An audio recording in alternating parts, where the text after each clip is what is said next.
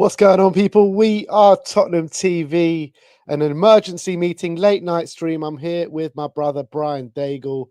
I was at the game today. You're at the Scotland Yard. We were both as fuming as each other. I saw your piece on We Are Tottenham today. You definitely took one for the team today. You were brilliant on there. You really were, and said a lot of how I was feeling towards the ownership, towards Ange, towards Land. I mean, towards the whole bloody corporation that is Tottenham Hotspur right now. It's all a complete and utter shit show. And just one stat just really hit home with me, and I sent it to you in the WhatsApp, and it just made me think, like, we need to just go live now. We just need to go. I've got no structure to this, by the way. So if any of you guys want to get some questions and some talking points in the live chat, we'll react to them and stuff, and we'll talk about them. But stat is that we still haven't reached the points tally of the first 10 games of last season, this whole season so far.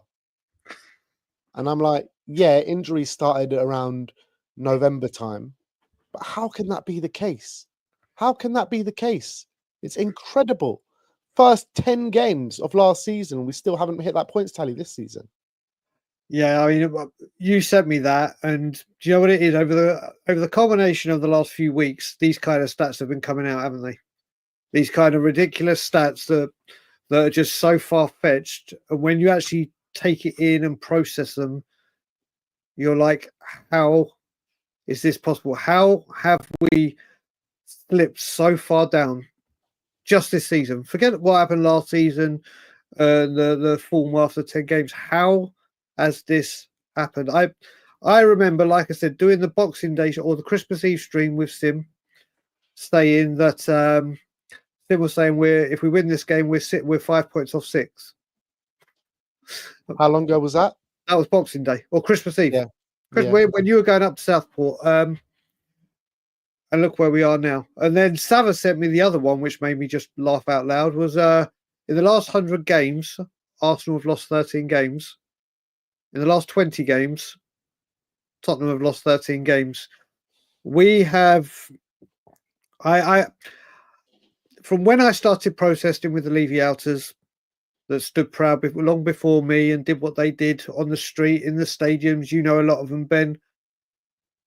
I started that training ground protest with Ryan Graham, and if you had told me that was 3 years ago, if you had told me that, if Brian then has been told Brian now in 3 years' time, you'd be 16th in the league, 1 point below Everton. And by the way, Everton is another stat. Everton, who have been in the relegation fight and down that end of the table all season, have actually lost 3 less games than us. I mean, how is this allowed? Isn't it Ipswich have lost less games? Ipswich and Everton. Everton have lost. How can anyone just back what is going on right now? I mean, I know everyone's going to point to the injuries and stuff like that, but this is more than that, surely. This is more than that. This is not just injuries. It's injuries when Spurs decide to say injuries. Like I said on that rant today, it's amazing how all the channels, everyone was going, oh, we're going to beat Leicester. They've lost 7 games in a row. We're Tottenham. Look, they're in the relegation struggle. They're going down. Oh, we're going to lose to them. Beat them. We're going to beat them. We're Tottenham Hotspur.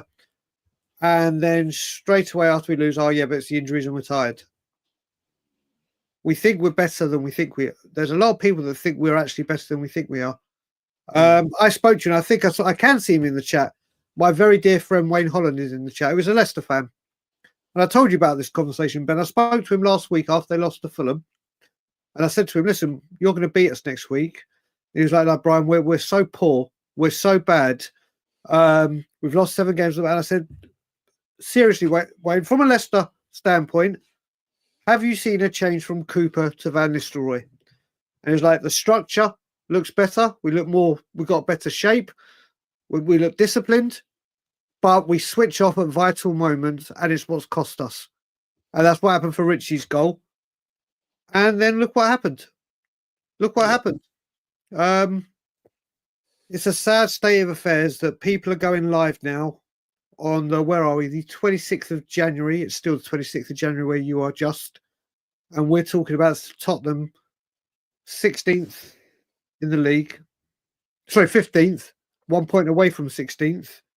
Haven't signed an outfield player when you can see clearly help is needed. Whether you want to back Ange or think Ange's the right man, which obviously you and I don't anymore, or a majority of this fan base, what happened to these club signings that used to come in to help the team, whether the manager wanted them or not? We don't even do that anymore. Yeah.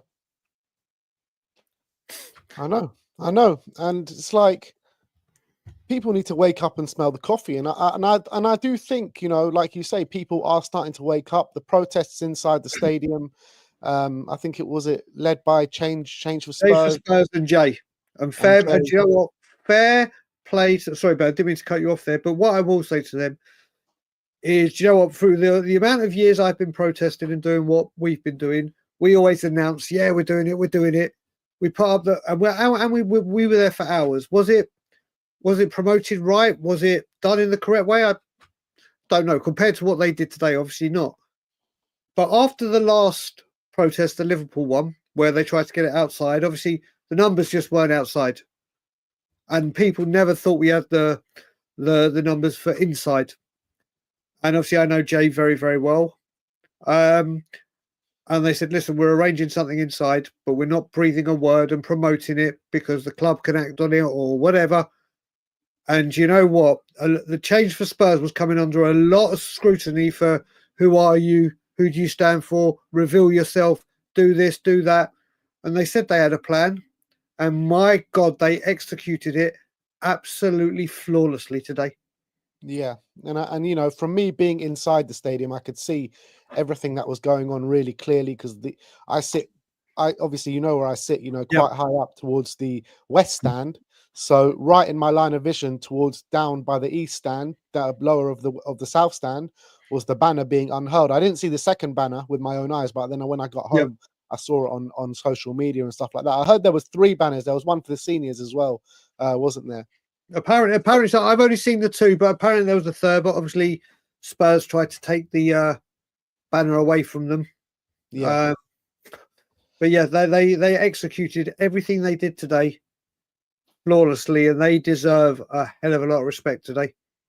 Yeah, and I've never heard, probably since that Man United game, Enoch Levy out chants so loud was inside the Tottenham Hotspur Stadium, and I tell you what, the stadium and the atmosphere was absolutely dead today. It was dead. You can hear a pin drop for most of the game, apart from when they were doing the Levy out chants. And I think it just needs to get more ramped up, and we just need to kick on from here because I think this is definitely. I think we're starting to see the fan base in general turn, and I think it's time to really start ramping up the action. I heard last word on Spurs. We're bang on the Enoch out and the Levy out stuff on their stream today. I see a few people in the chat now saying, we should team up with each other with the amount of viewers that we both get. Maybe us two teaming up together, we can do something. We can pull a bigger crowd to the protests outside the stadium and make change inside the stadium. So I mean, I'm up for it if they're up for it. That's for sure. Well, you know what it is as well, Ben. It's taken to get this far, and the question has always been, are the numbers there? And time, and you've seen it when you've had to calm me down at times because I've got so excited that something big's about to go off just for it to be anticlimactic and fans just talking and not turning up when it comes to standing by what they say.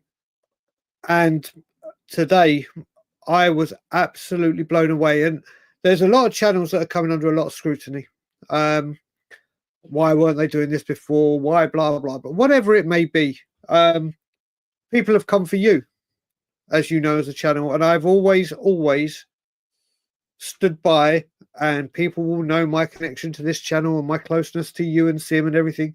And I've always said, if it weren't for you two, that let people like myself and Stella originally come on, and Danny Kiriakus and others, Levy out wasn't really even it wasn't even big up brother wasn't even mentioned.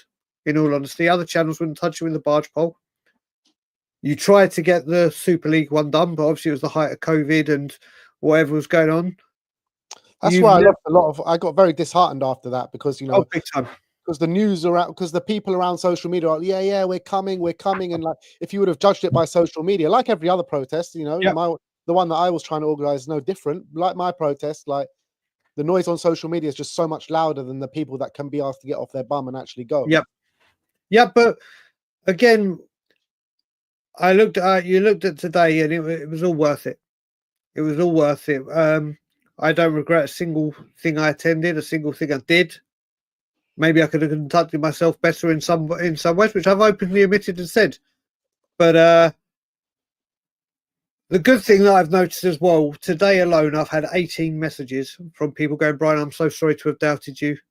I may not have agreed with you, and I thought you were a bit extreme or whatever, but today you have shown that what you were saying was right. And it's not a case, and rather than going, I'm not going, well, where were you? Why didn't you? Why are you there now? Welcome aboard. Welcome aboard. It doesn't matter when people get there, it's how they get there and that they get there. Like I said, I can come across extreme. It's been 17 years of speaking out about the board. And some others today, some others were Conte, some were the Super League, some of them were. It's always been a waiting game for this moment. And now we have to plow on, because I know what's going to happen now. Tomorrow you watch every single rumour of every single player. We're going to try and rush through. Levy may be now forced to bring in a couple, and people will go, Levy saved today. Well, he hasn't. He's just put a plaster on a bullet hole. This will continue to repeat itself no matter who is in the hot seat, whether it be Ange, whether it be Allegri, who's been mentioned this evening, whether that's true or just nonsense. When this new manager comes in, because I think we all have to face it, Ange's days are numbered. Like literally. Well, you know, after the chants in the stadium, I was surprised that it hasn't happened tonight, because we all know after those chants happen, when Levy starts to feel the heat, you know, there's always going to be a fall guy. Sim, there's quite a few people put the photo out when Richarlison got subbed. People put up the picture of Lucas Moura, and can't remember who he was going off for or whatever. Can't remember who it was, but someone came on for him in that Man U game, and then the next day it was Yenda Nuno. Yeah. As soon as I heard that booing, I was like, he's done. He's done. I fully expected it to be tomorrow. There's obviously that big rumour going around that there was going to be an announcement at 10 p.m. That actually hasn't happened. I fully expect tomorrow to be a busy day at We Are Tottenham TV HQ, and everyone, and all the big media outlets, because I think Spim's away for the days, Brian. Spim's away for the day. Last time he went away for the day, it was the day that we hired Conte, wasn't it? Yep. That was the day after Man U. You and me in the room. We were just wrapping up. It's like, let's go home. And then the Conte or the Nuno sack rumours started, and then everything changed, and it ended up the next day with me having to get a tattoo. Sim going away has got Ali Gold going away. Yeah, that's basically what I said to you earlier. When you said to me, do you want to do tomorrow morning? I was like, of course I'll come and help you out. Then it was, if he's gone away, he's getting the sack tomorrow. I'm absolutely convinced he's getting the sack tomorrow. You look at it like with the games that we've dropped this season against teams in and around us, right? Yep. In the last 5 games, we've drawn at home to Wolves, we've lost to Everton away, and got battered in the first half there. We've lost to Leicester today. We've taken 1 point off Leicester this whole season. First game of the season we drew with them. And we lost to Ipswich as well at home, and that was before the injury crisis. I mean, You're looking at our fixtures now. I just want to read to you our fixtures, Yen, and just tell me where you think our next win's coming from, because I can't tell you. I'm just going to get it up in a sec. I spoke to you last week after Everton. I said the only one, if someone said I had to bet everything I own on one game that Spurs win, the only one I'd feel confident would have been Southampton at home for a victory. I don't see another victory under Ange Postecoglou in the Premier League, and I'll even count Southampton in that now. So we've got Elfsborg on Thursday, Brentford away next weekend in the Premier League. You can already write that one off. Like Brentford are going to absolutely batter us. Yep. And by the way, next weekend, Ipswich play Southampton. So what that means is when we lose and Ipswich and if Ipswich win, we're going to be 5 points above Ipswich go after next weekend. 5 points above relegation zone. After that, we've got the 2 cup games, Liverpool and Aston Villa. So, I mean, our season could effectively be over after those 2 games anyway. Yep. Manchester United at home, who, you know, a bit hit and miss, but, you know, they've pulled out big performances on when they want to. Then we play Ipswich away. We go to imagine going to Ipswich away and there's only 5 points in it. And then if we lose, 2 points. I think we still got to Then go to Wolves, haven't we? Wolves is much later, but then we got Man City, Bournemouth, Fulham away, Chelsea away. Like, can you see a win in any of those games, even with our team back? No, I don't know if anyone. I mean, I'd be interesting to see if the chat see a win. Seriously, now this is no. Let's be ultra positive or ultra negative. Serious, I don't see a win. I honestly don't. I can't see it. And when these players come back, everyone's under the assumption that they're all going to be purring and they're all going to be fit. Well, look at Richarlison, who apparently had 2 weeks off extra to make sure he was fit. And then Sarr also saying he wasn't ready, but we played him anyway, when I'd rather have seen a youth prospect or someone that is 100% fit. I just don't see this team coming back and all of a sudden this clicking. And even if they do, Ben, how many points are we off 10th? Let's just have the top half of the table. How many points are we off 10th right now? 10th, 9. So that's 3 wins with everyone below us or above us losing. I just can't see how we get out of this. And if a new man, this is the other thing. You talk about Allegri. If Allegri comes in, it just shows how stupid this football club is, and there's no clue. Because once again, we'll go from an attacking manager to a defensive manager. We'll have too many attacking. It might be what we need, though, from now to the end of the season, just to get us out of this mess, just to make sure we don't go down. Because the way it is right now with Ange, with the way we're playing and the tired legs and the fatigue and everything like that, maybe we need a manager that doesn't put so much energy into a game. It doesn't sap everything out of us, because against Everton, we looked spent after half an hour, right? Yep. Today, I mean, we started terribly, but I did think we were the better team in the first half. But then what? After 2 minutes of the second half, we're down by 2 goals. Let me bring on Ash Matic. He's with us. Big up, Ash. Big up, Ash. What's going on, boys? Good? All good yourself? No, not really, mate. Not really. Going through it, mate. Yeah, hear it, man. It's not easy, is it? Who would have thought we'd be in this position, bro? Like, this is crazy. Bro, I'm telling you, Daniel Levy has blood on his hands. On his hands. How has he let it get to this situation? We're sitting here 26th of January and we've only signed a goalkeeper. And there's no sign of anyone coming in. Bro, because I don't know. I don't think he trusts the manager. It's the only logical explanation. If that's the case, then you've got to sack him. If that's the case, you've got to sack him. Yeah. This is it. This is it, man. It's crazy. I don't understand where they're not moving faster. They're not doing anything about it. It's just everything's up in the air. I feel like they don't know what to do, because they know if they remove him, then all the fingers are going to be at them. So they're going to have to hold on for a little piece. I don't know. Doesn't make sense. Aren't all the fingers pointing at them right now? You saw what happened in the stadium today. Ben, just quickly, can you confirm, or have you seen it as well? The report that Paratici has walked away as well now, and the reason that you see that, I never saw that. Let me see if I can find it. Apparently, he's walked away. He has said, and it's because something to do with a disagreement with Lange. We can't even. Levy wanted to keep Paratici, but there was a problem between Paratici. I'll find. I'll go through my WhatsApp now. But if that's the case, talking of Lange, what the hell does Johan Lange do? Hey, this goes what I'm trying to get at. If I'll find the thing and read it out to you, but apparently Paratici has walked away. Like I said, Levy wanted him to stay, but there was a breakdown in communication with Lange. We can't even keep the right director of football. That means the rumors of Allegri are false then, if that's the case. Because remember, them men are meant to have it earlier in December. Let me try and find it. So if that's the case, then looks like Ange is staying for a little bit longer. Well, to at least maybe Liverpool game. And yeah, I feel like they don't know what they're doing right now.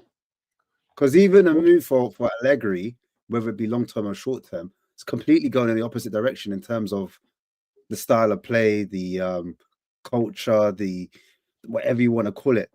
Moving forward, they're trying to go to attacking football. It's the way we do, and whatever manager comes in is meant to be attacking. That's what we were led to believe as fans. All of a sudden, they're going back on themselves and they're trying to just get defensive manager. Nothing's making sense. You know what though, Ash? Like the way I see that is like Ange ain't the manager for where we are in the table. I don't think he's got anything about him in terms of to get us out of this situation. Maybe if we're fighting in 4th, 5th, 6th, you know, playing that nice football, blah blah blah, with some good players at his disposal, you know, he can do a job. But right now, where we're sitting, 15th in the league, 8 points from 18th, and was it 8 points? Yeah, from the relegation zone. Yeah, I think it is 8 points. Yeah, 8 points, right? For now. And just not the manager for this kind of situation. So I kind of get it that if we bring in Allegri, bring in this kind of style of manager, I know it's completely swaying off path, and I know it's completely in the opposite direction and back into the direction of the Contes and the Joses, but it might be what we need at this moment in time, because I feel like we're just dropping. And if we don't make a change, we're just going to keep dropping. Yeah, I think he's never been in this position. I agree. I feel like if it was higher up the table, he might have something about him. But in this situation, I think that's why he panicked against Everton and went to a back three. Then realized the back three, it's not working. They don't understand the distances and where to stand on the pitch, whatnot. And he tried to quickly go back to a back two. And then in the second half against Everton, we started playing a little bit better. And this game here, he's just gone back to type because we play with one midfielder or 1-6 or one DM, whatever you want to call it. And that one DM gets pulled from left to right. They have to cover so much ground in that system. It just leaves us exposed. So when Bentancur pulled across to help Porro out, because Porro's gone high up the pitch, again, that space is vacant. And we've seen that time and time again. We've seen it against Arsenal. We saw it against Bournemouth. Remember, Nottingham Forest as well. Remember when Nottingham Forest, it was Gibbs White, had all that space to run into.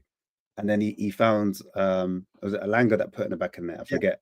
Yeah. So it's a repeat, copy and paste. Teams are now figuring out our midfield, the way we set up.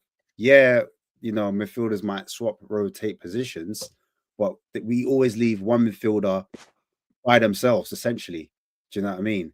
And then when we're building up, it's always short, little, tidy passes. So teams know if we press, like Crystal Palace did, that was the first warning when we had our full team. Remember, when we had our full team and then we had Crystal Palace were pressing us, we got rattled and then we couldn't recover from that. And it's the same thing that's happening now. Leicester pressed our midfield, we lose it, and then all of the we're just exposed. We just don't look like the same team. Do you know what I mean? So you know what? Did you see when they gave the minutes applause for the late Gary Brooke and there were the legends on that touchline? You look down that touchline and you could have said that guy was a leader.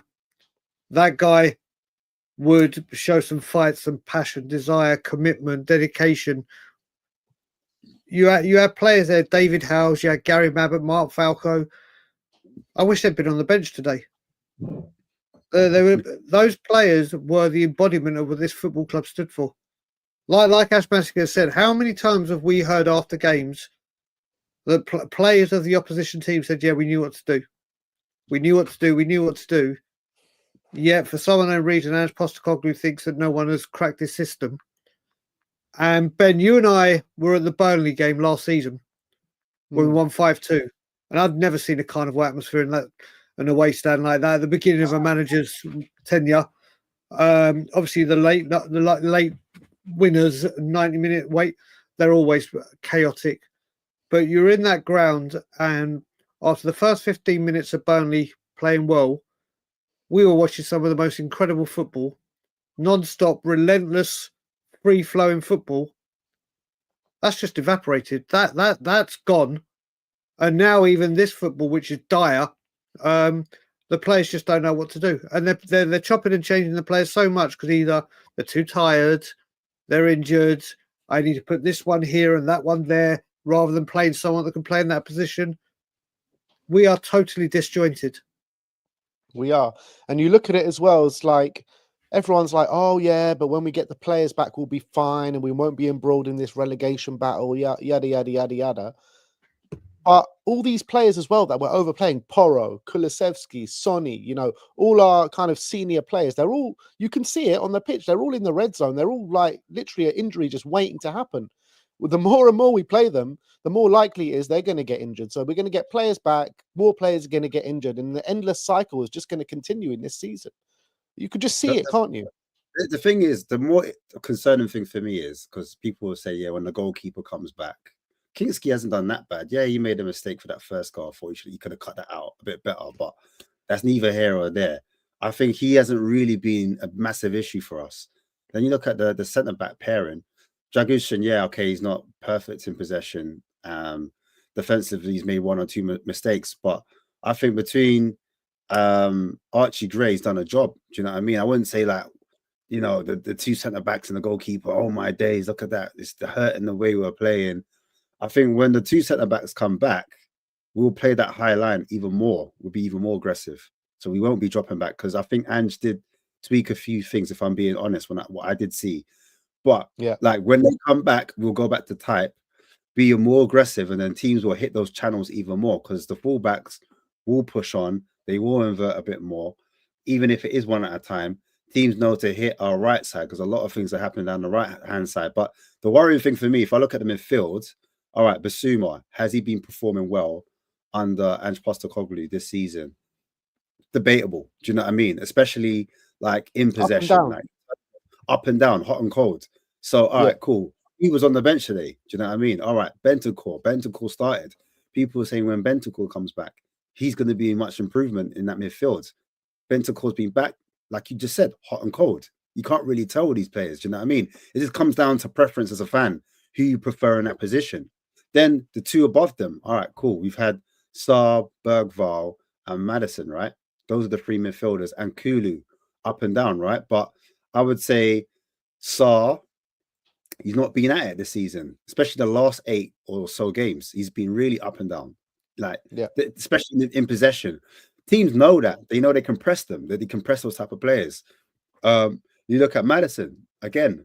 Madison at times against lower opposition turns up in big games. I can say he's been missing. I haven't seen him in games. Do you know what I mean? And when he is played, Ange hooks him off at every opportunity. Do you know what I mean? Apart from the last game he played in. So then you're looking at the midfield and you're like, well, actually, we haven't really missed anyone. All right, cool. Let's go for Kulusevski. Kulusevski on the right. We all agree he doesn't look the best out wide. His best position has been in that kind of 8/10 role. That means him and Madison are fighting out for one position. But even him, he's had dips in form. Recently, he's had a dip in form. So, like, all right, cool. Let's have Kulu back in that midfield because people are saying, oh, it's been out wide. Let's bring Kulu back in that midfield. You look at the right side, that's Brennan Johnson. He's our number one starter, right? Brennan Johnson's our number one starter. Yes, he's contributed goals. Assists, not so much. But apart from that, has he helped us to pull up the pitch? Has he helped us to did he beat players 1v1? Like, these problems have been here. That's the point I'm trying to make. Like, and teams know to press on midfield. They know that's where the weakness is. They know if they press on midfield enough, and that doesn't like excuse the injuries. You control games in the middle of the park, and at the moment, the middle looks like soft. It looks like a soft underbelly. So that's how teams are getting at us. So it's the way we're setting up, in my opinion. I think the short passes, the build up, that's where we're getting found out at times. That's where teams are winning the ball back. If we're going to talk about just tactics, or we're just going to talk about Ange Postecoglou in isolation. So yes, injuries in the back line. Yes, all right. Udogi's been up and down, by the way, as well. Porro, obviously, I get the Porro argument because they're saying Spence needs to rotate with Porro, etc. But the manager didn't want to play Spence. The manager could have played Reguilon today, put Archie Gray in midfield. Or rest him. And came on, or rested him. If Reguilon came on, we see when Reguilon came on, he was up and down on the outside. The problem is he doesn't invert like Postecoglou wants. And I think that's the reason why, well, one of the reasons why he's not really starting regular like that. Do you know what I mean? So there's so many issues. And then when the fullbacks push high up, either right or left, it just leaves two centre backs to cover those wide areas. Do you know what I mean? Or at least one midfielder to cover both areas. So it's what I'm saying is, like, I do hear the injury argument, but even when, like you just said, Ben, the players come back, the math ain't mathing.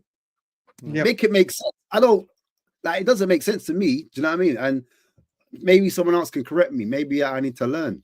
I need to learn more about this Ange Ball.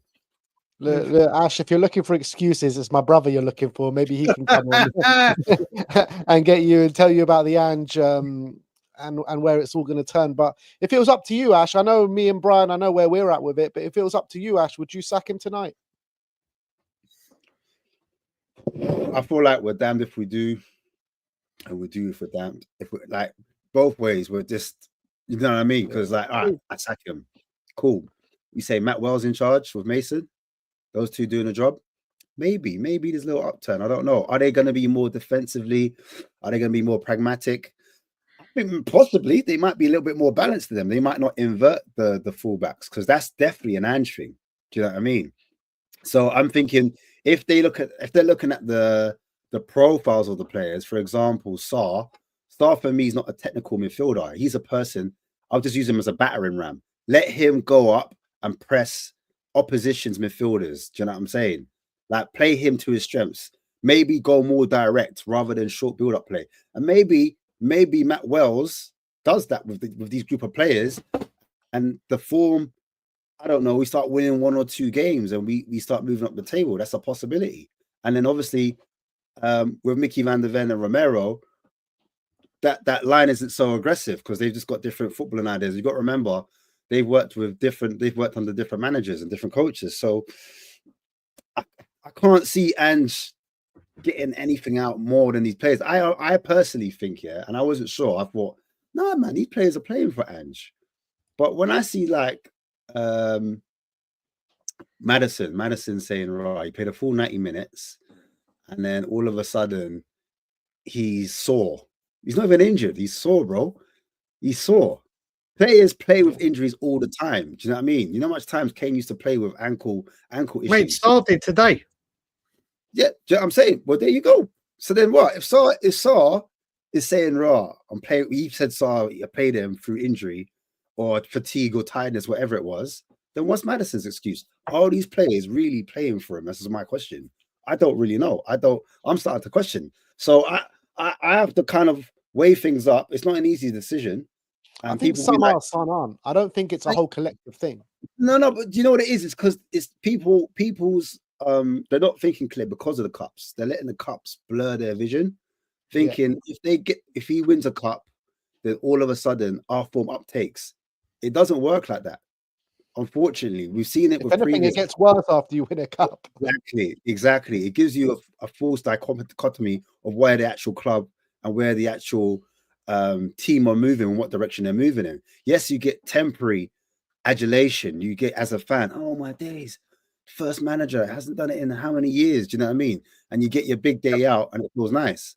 But then the next season, it comes back to crash back to reality. And I think Ange honestly believes that he's going to be fighting a title challenge. He's going to be in a title challenge next season if he's still here, because that's what he said at the start of this season. He said, "I will be in a title challenge." That was his, not my words. It was his words. But I think if you're that type of manager, you have to kind of believe in your source. That's why he has to be delusional. He has to be that, because if he wasn't, then he would be at the job. He would resign and walk out.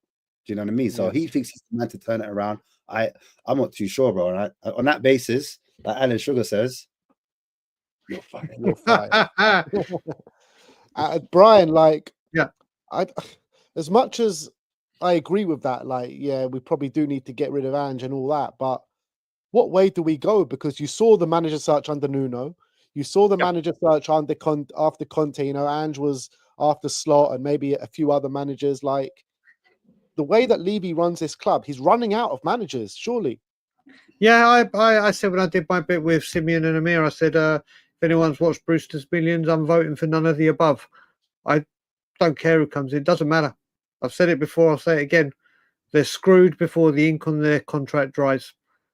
Doesn't matter. You can set your clock for 2 years' time. They know it. 18 Managers know it before they come in. Of course they do. Of course. Listen, we all hear about the players talk about their WhatsApp groups and when they go away on England duty or whatever country they play for and represent with pride. They talk about it. The players talk about the wages. You heard Carl Walker saying it.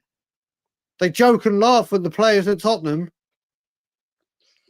for getting paid the fortunes they do. If you look at it now, whether Ange has won it in the lower leagues or lower standings of football, this is the third manager that has come to this football club that has won everywhere he goes.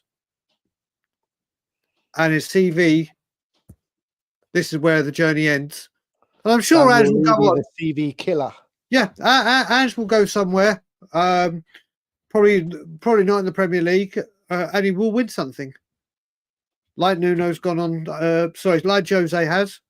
Like Antonio Conte probably will do this summer with the title in Italy. It doesn't matter who comes in. We, like I said, with the Allegri links, like you said, it could be people from what they were saying, and of course it's all just hearsay and Twitter talk and whatever. It's going to be in for 4 months. Okay. And then what? And then we've done it again where we've gone from remember, we're going to play the Tottenham way, as the Grandmaster Levy said in 2000 when he did that. We're going to play the Tottenham way, whatever that is anymore. So what? We're going to go get another defensive manager, and then when that doesn't work, we'll get a young manager. Then we'll get an attacking manager. Then we'll get a back three manager. Then we'll get a back four manager. No matter what happens, we always have the perfect team. You watch in 2 years' time. We'll be going. If Ange was manager now, we'd have the perfect team for him. What we're doing for Conte is what we've done for Pot. In 2 years' time, we'll be like, if Ange had this team, he'd have everything he needed. The Tottenham way now is not knowing which way you want to go. The Tottenham way is screw the manager. That's the Tottenham way. Ben, Brains is in the background, you know. Oh, let me bring him in. He told me he was going to sleep. He told me he was going to sleep. Here he is. He's waiting, man. He couldn't resist. Just sitting here waiting, just being ignored. Sorry about that, Brains, man. Big up, Brains. And what am I, Regulon? Who am I? I'm just being ignored. I'm just a squad member being ignored. No, you're Lancashire. You're Lancashire. Hey, the disrespect. Yeah, that's it. Well, now you got a starting role. You're more like Jed Spence. Yeah, I love how Ange said in one of his pressers, he was like, look, we just need bodies. We just need bodies. I'm sitting there thinking, Yang must be thinking, like, am I not human? Like, Regulon must be like, I guess I'm not a human body. Like, it just kills me. Absolutely kills me. But Brains, how do you see a way out of this? Because, I mean, I don't know. Like, do we need to sack him? And if we do sack him, which way do we go? Like, what's the way out of this? Wait a minute, Ben. I thought this was the Simtervention. I thought we were getting together to plan a way of how to save Sim from being so Ange in. Like, how do we save this guy? Probably the only way to save him is to sack Ange, and then he's got no choice. Yeah. No, I don't like. What's that, Ash? I think Sim knows that not to speak for him, but I think he just knows, like, I mean, I think it's a similar way. Like, once you really like a person and you really do want them to have a chance, it is hard to, like, detach from that, you know, because even when I say Ange out, even like 2 months ago or whatever, when I was saying it, you know, obviously I've been saying it from the start of the season. I've been seeing flaws in the football for a while, like for a long time. I've not thought like this football can really do it. You know, it's not going to be a sustainable thing that you can get multiple wins in a row. I just didn't see it, right? But like, you do love the guy, like you do like the guy. And you kind of want it maybe back, and you kind of want there just to be fun, good times. And it's hard to detach from that. Even when I was saying a couple of months ago, I was like, right, I'm definitely Ange out. And I'm like, we got to get this guy out because it's going to get bad. And I was scared about how bad it was going to get because I thought it could get real, real bad. But I still kind of go back and forth between like, I wish this guy just had a chance to like do something good at this club, you know? I wish it wasn't such a shit show. But then you see him pick a team and you're just going, Jesus, mate, please help yourself here. Like, you're making this so easy because some stuff is just so illogical. You know, like, Kulusevski is having a bad time. It's been a lot of games in a row where he's playing bad. He might just every now and then get a lovely goal because he is a quality player, but he's been dead for a while. Literally, since he said, "I don't get tired," he's been dead. He's dropped off a cliff. He can't True. hold the ball up. The ball just bobbles away from him. And you can see this is a player who just needs a better rotation, or you have to play him exactly where he wants to be played. So today, when he takes Richarlison off, here's an opportunity. He's not doing anything else anywhere else in the park. He's not doing anything. Move him central because we've seen him at the end of last season. We've seen him at preseason. He's pretty good as a 9. Move him centrally. He can actually hold the ball up sometimes. He's good. Even today, he was good with his shoulder, just like pushing people away. He could have done a job there in the 9. Better than Sonny can with any kind of aerial stuff, right? And then you can have Sonny on the left and Mikey on the right.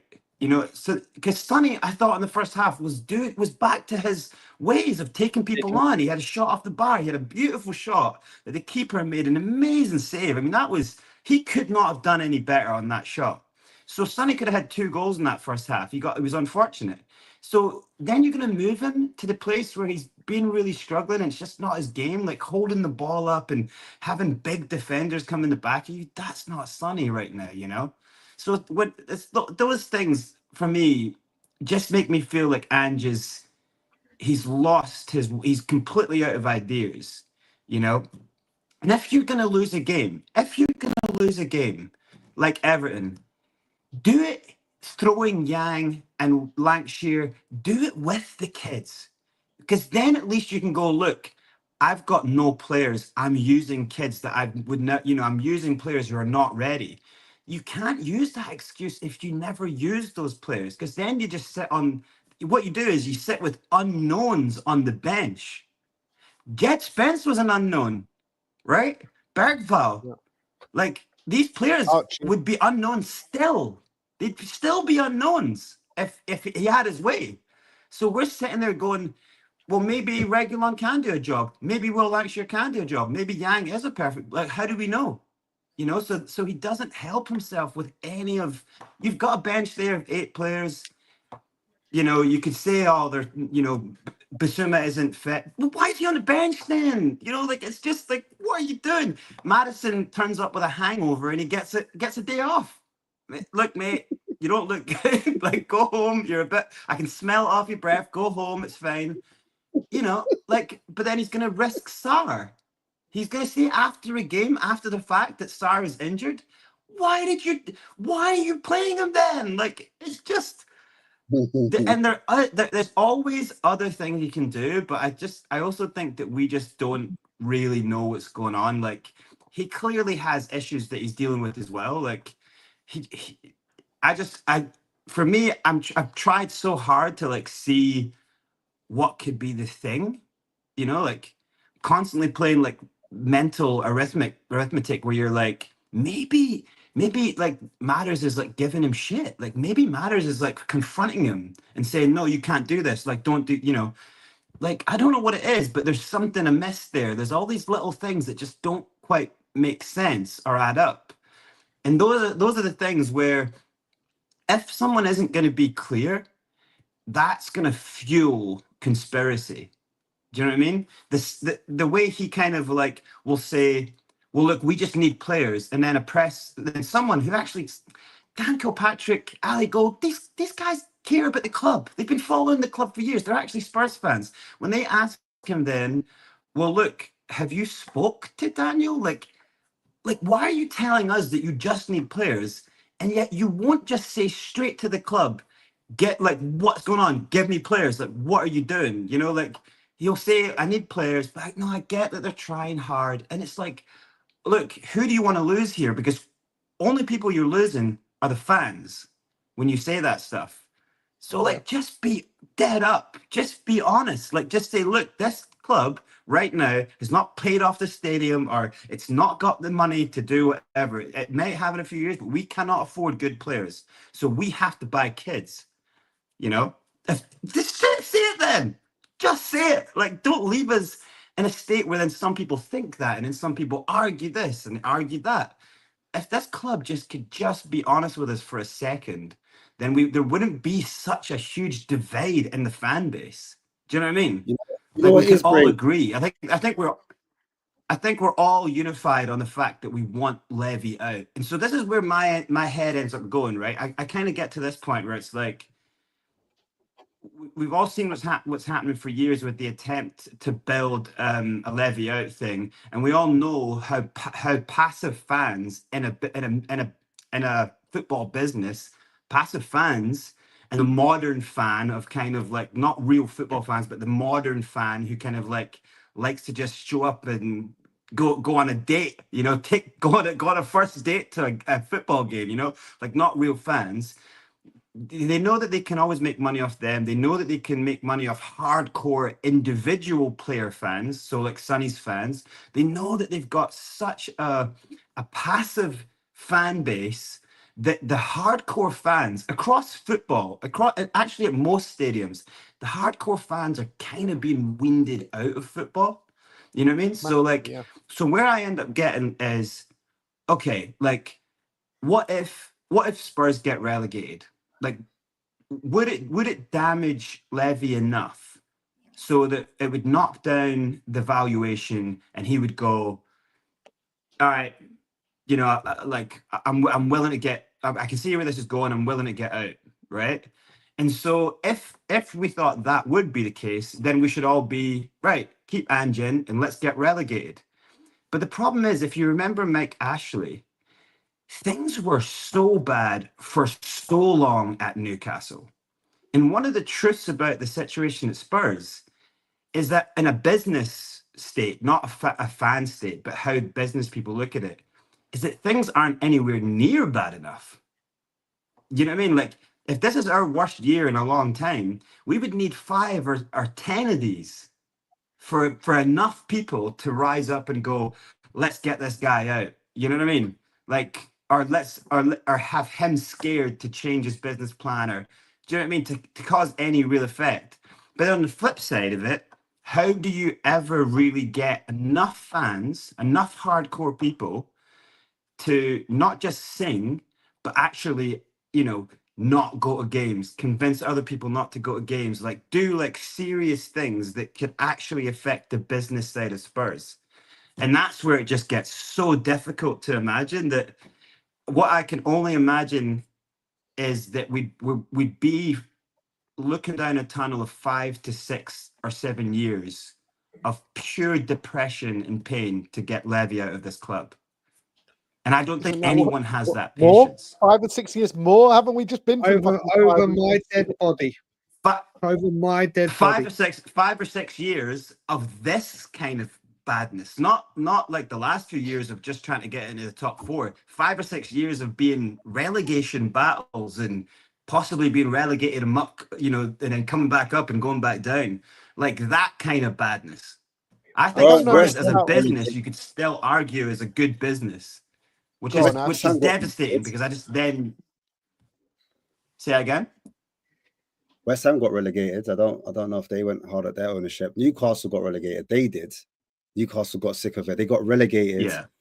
And then they came up, and then they went, and then their fan base kind of came together.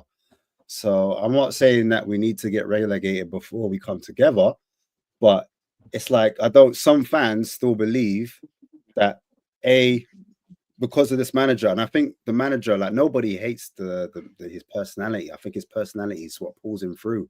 So likable. Yeah, that's the fact best part of that him. he speaks English clearly, and then his sense of humor, people love it. Do you know what I mean? Even when things aren't going wrong, he can still make a joke out of things. People love that. And he sounds like my uncle. He sounds like some people that sounds like a dad. And I think that's part of the package that they like.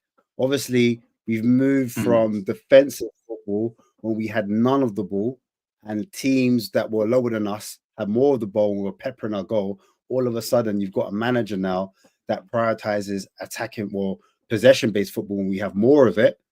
Then that kind of lifts the morale completely, just from the actual style of play. Like, we've gone from one style to another, and everyone's in favor of that. And so when you look at the first 10 games, that also clouds people's judgment because they're still looking for that hope.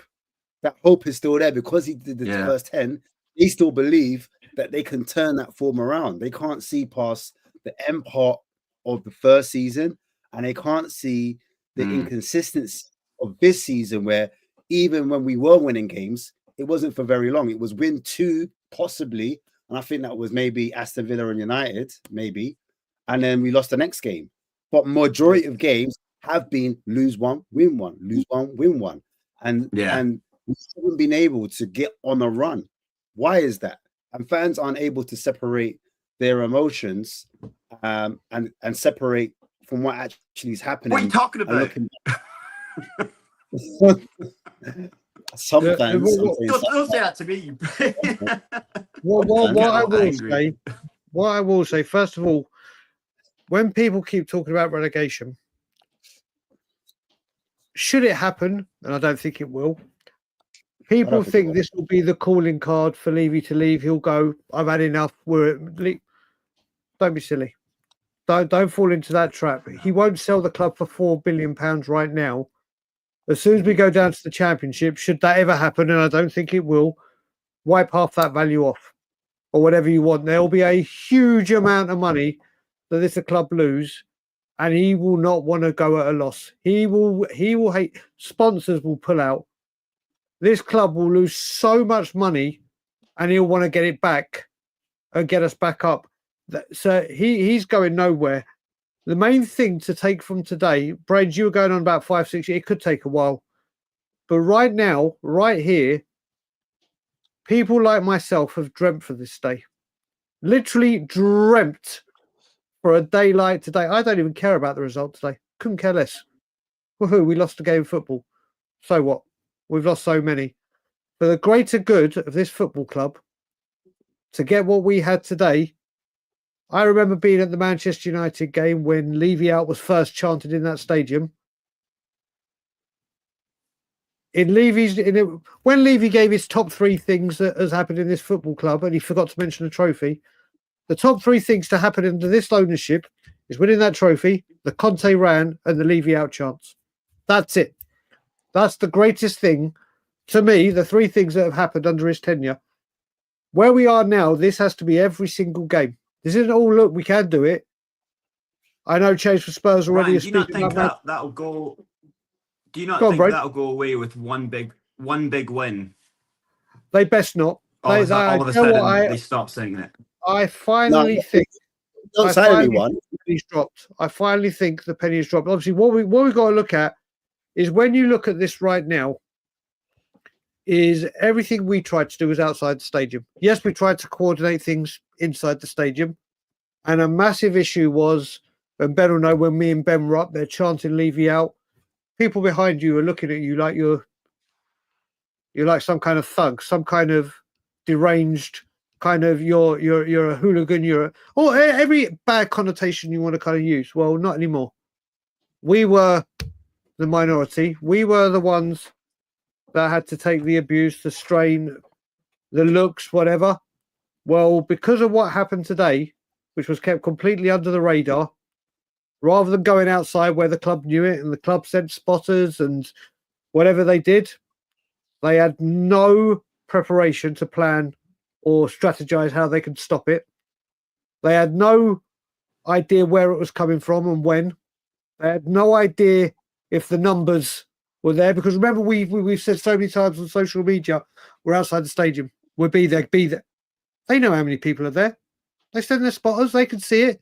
They gauge social media.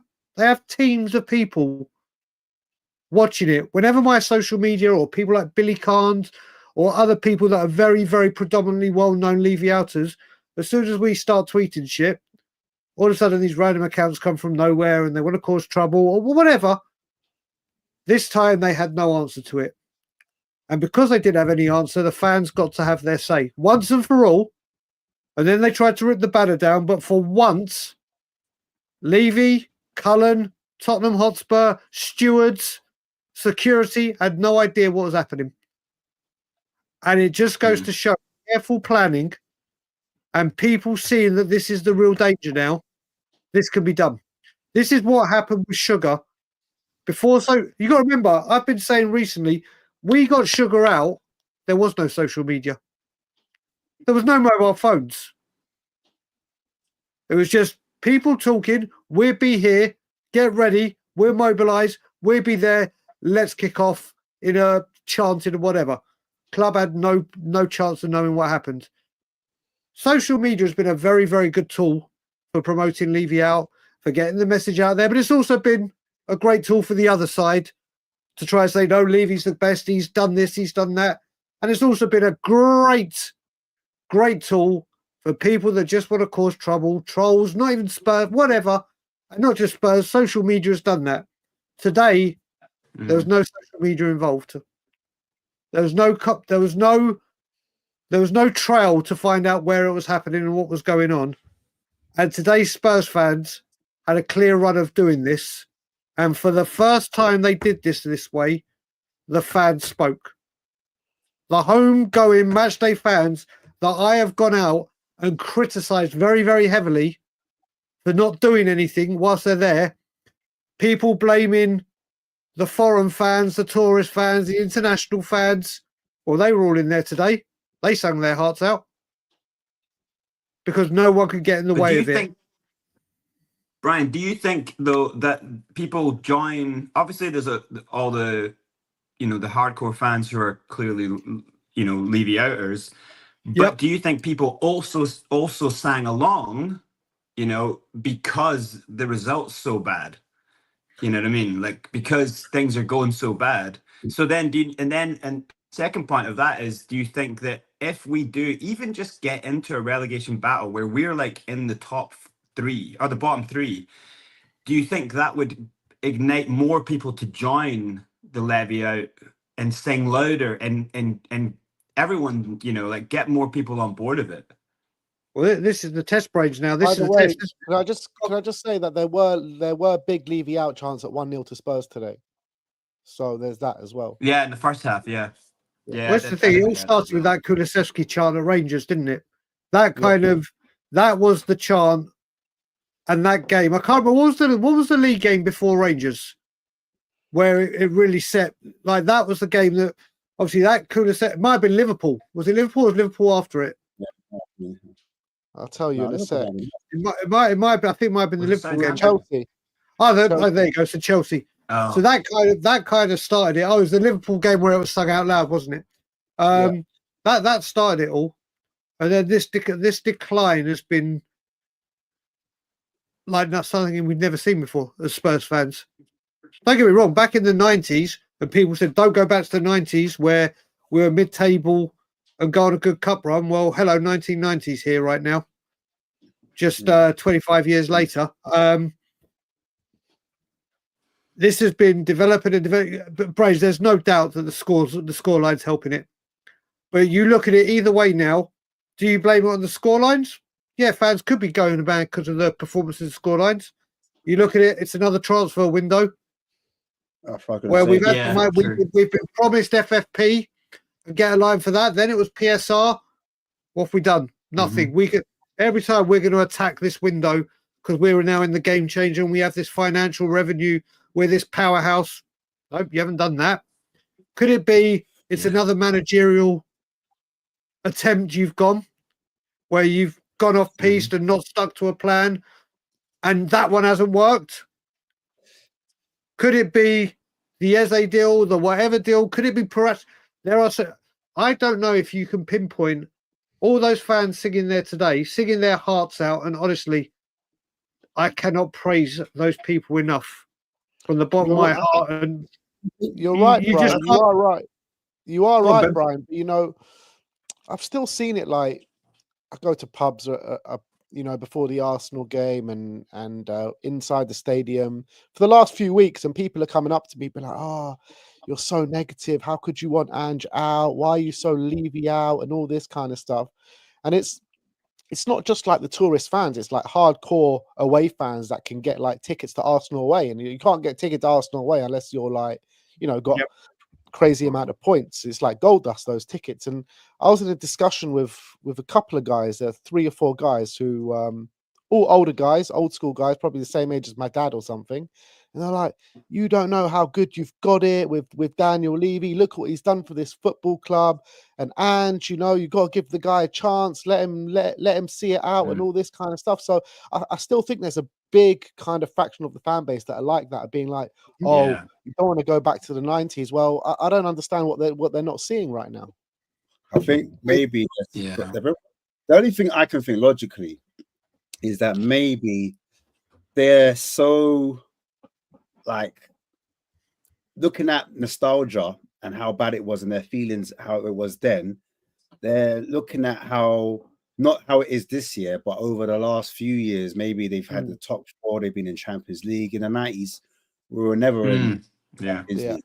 Do you see what I'm trying to say? So maybe they're looking at it as an overall thing as opposed to in isolation, where they're saying you've got it so good. If you knew how bad it was in the 90s, that you would be. But I don't know. I think some of the board members that were around in the 90s, I think they're still here. I think they've moved over into ENIC. Like a lot of them that some people think they went on the boards. I think some of them are still a part of it. I think obviously Alan Sugar, the figurehead, went, and then some of the cronies, they just moved across. So I don't really know if we've actually changed that much. Obviously, Daniel Levy and Joe Lewis, they're massive, they're big faces of it all, and that's changing the landscape of it. But yeah, I don't know, man. I don't know if we've been double duped here. It's just a theory, innit? I don't know. I ain't got no evidence. But I don't know about that. Another thing is, like, I think for the older generation, I think for them to get on board, you need a consistency, poor run of form where season after season, we're just in that kind of mid-table bracket. Do you know what I mean? Going nowhere.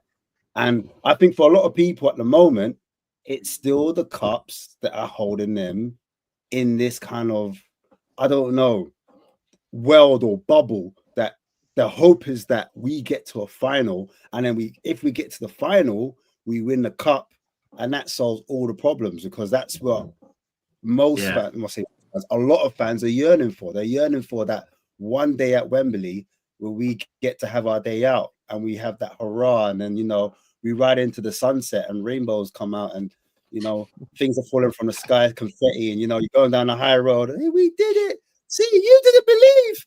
You did it. You know, if only you believed. So it's that's that a kind bad of like impression of Sim, by the way. That's not fair. yeah, like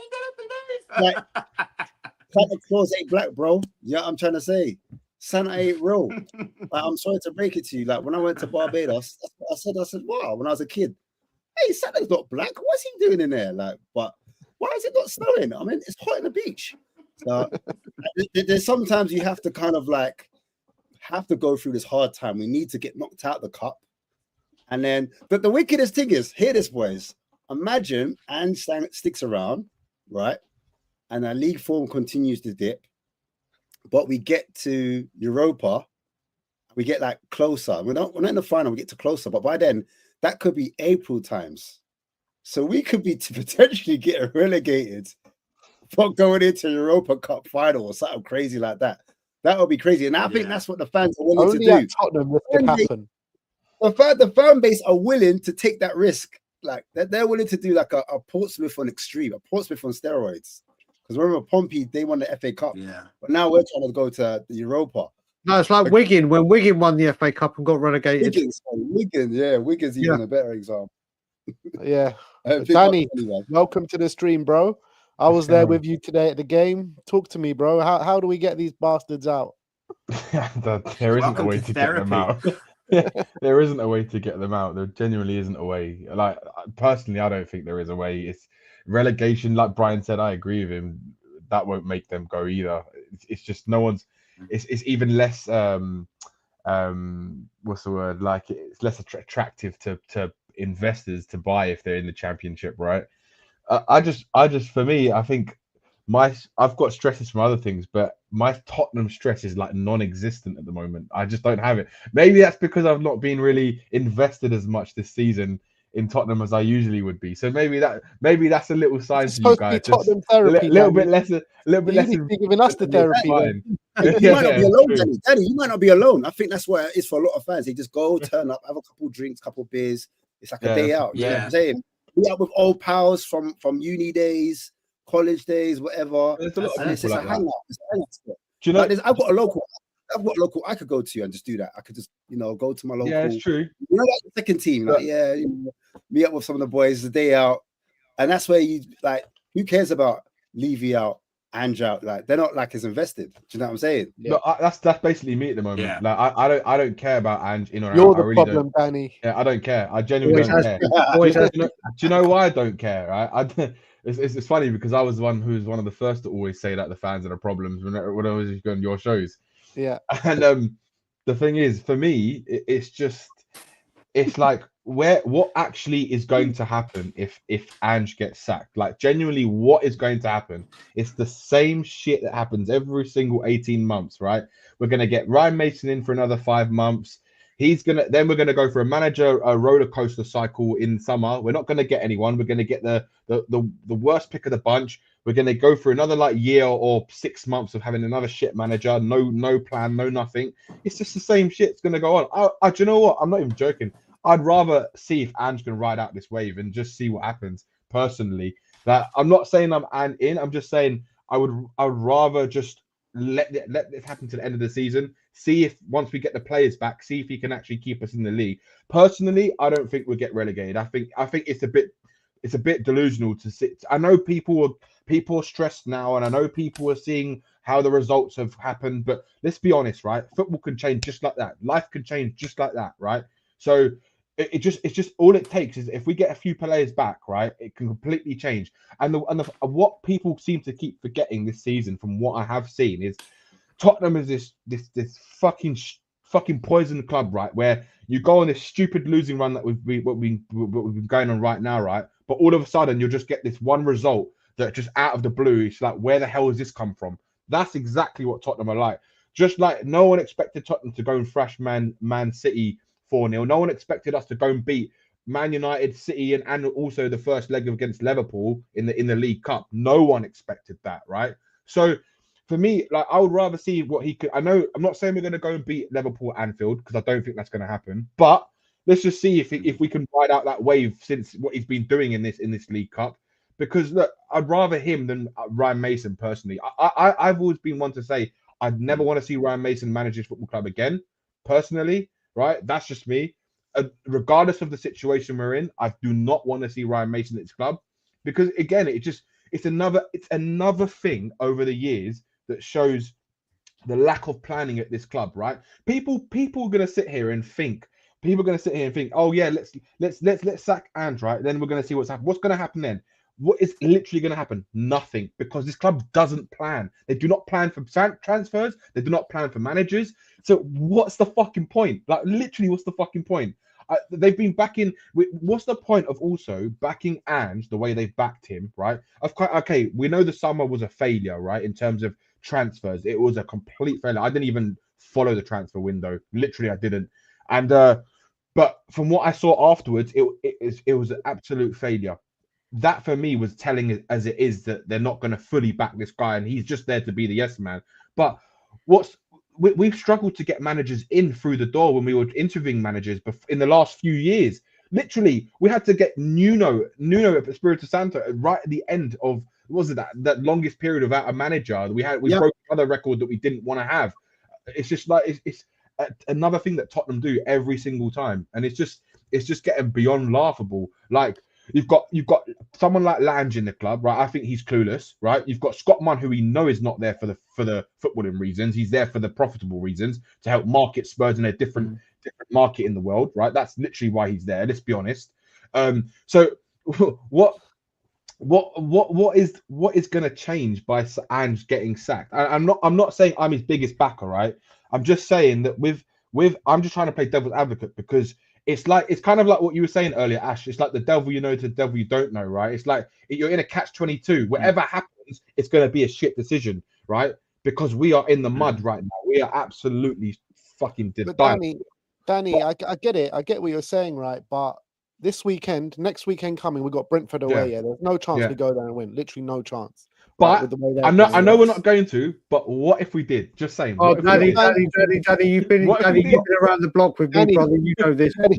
Danny, we got a game on Thursday, right? We're going to have to use the same players that we did yesterday on the weekend, right? And then we're going to have to use the same players that we did at Brentford, right? There is no chance we win that game, yeah? Ipswich play Southampton that same weekend. So it's a very good chance Ipswich get a win, right? So that means 5 points.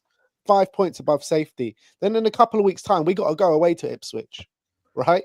So if we're 5 points clear of Ipswich and going to play them, it's very realistic that by the end of that Ipswich game, we could be 2 points above the drop. Yeah, hey Ben, is Ben back for Brentford? Go on, Ash. Go on, Ash. I don't think so. Saying, is he not? I was going to say his poor hamstrings because then Brembo's about to burn them out, boy. But yeah, go on, Danny. He probably will do. He probably will do, man. But He's you know, like, I think with the way things are going now, I just don't think that it makes a difference who the manager is. I think, of course, I do agree. Yeah. Ange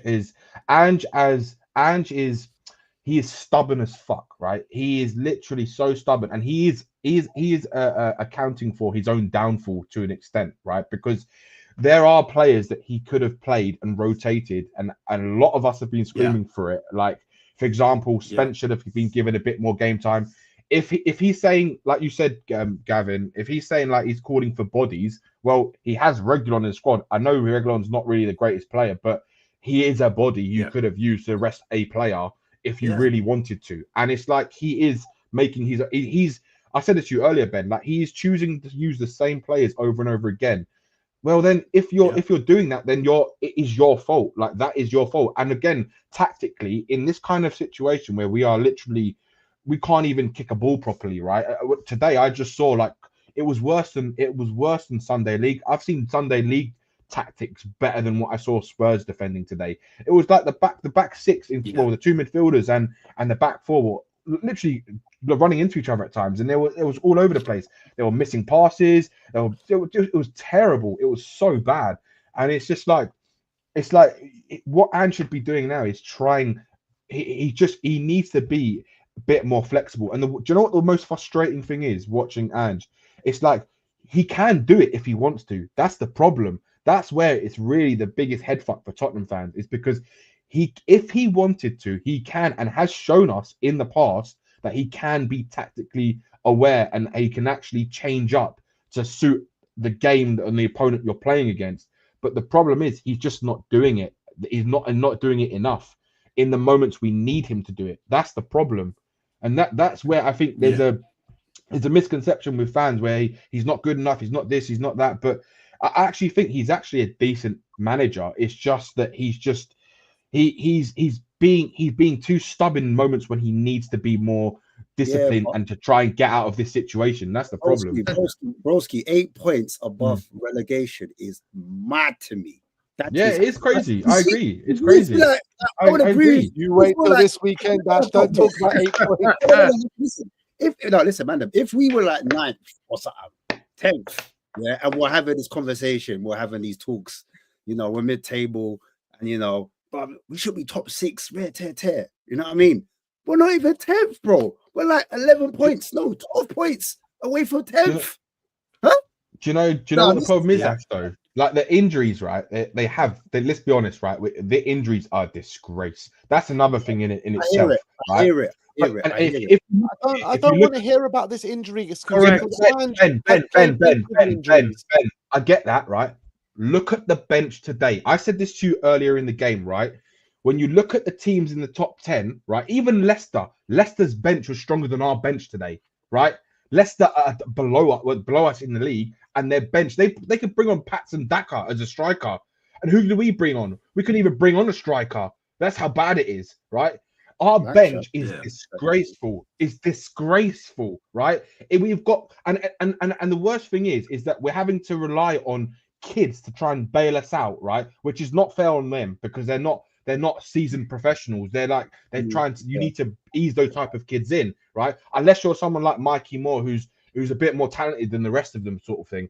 But the problem is, that's where our biggest problem is that our bench is a joke, right? It is a joke, and it's been a joke for 10 years, right? Even it was under Pochettino, it was a joke, right? No, the biggest thing bad, Danny. It's never been this bad. I know, Ben, but this is where it comes down to the board, right? Because if the board wanted to back the manager, right, in the right way in the summer, right, because they've been saying they want to back Ange, and that's why they've kept him in, because they want that's them trying to show this fake vision of them trying to show that they're backing him, but their actions are telling us otherwise, right? Their actions are telling us that they're not actually backing him. They're just giving us the fans a perception that they're backing him, and that's where fans like us, we understand exactly what the board is about. But more and more fans are now slowly starting to see what the club are actually doing. Because if the club, ask me this: we get 2 players in the transfer window, for example. Let's say,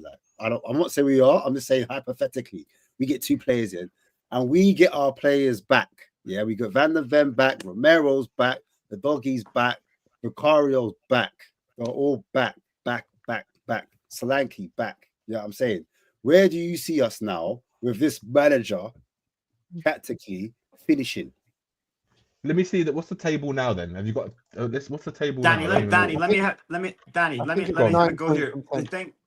The thing of what you're saying, Ash, is kind of what I was thinking before, is that if you get all these players back, remember we had these issues before, like there was a lot of these issues, losing easy goals, like kind of breaking through us like nothing before we lost these players. When everyone was fit, we had these issues.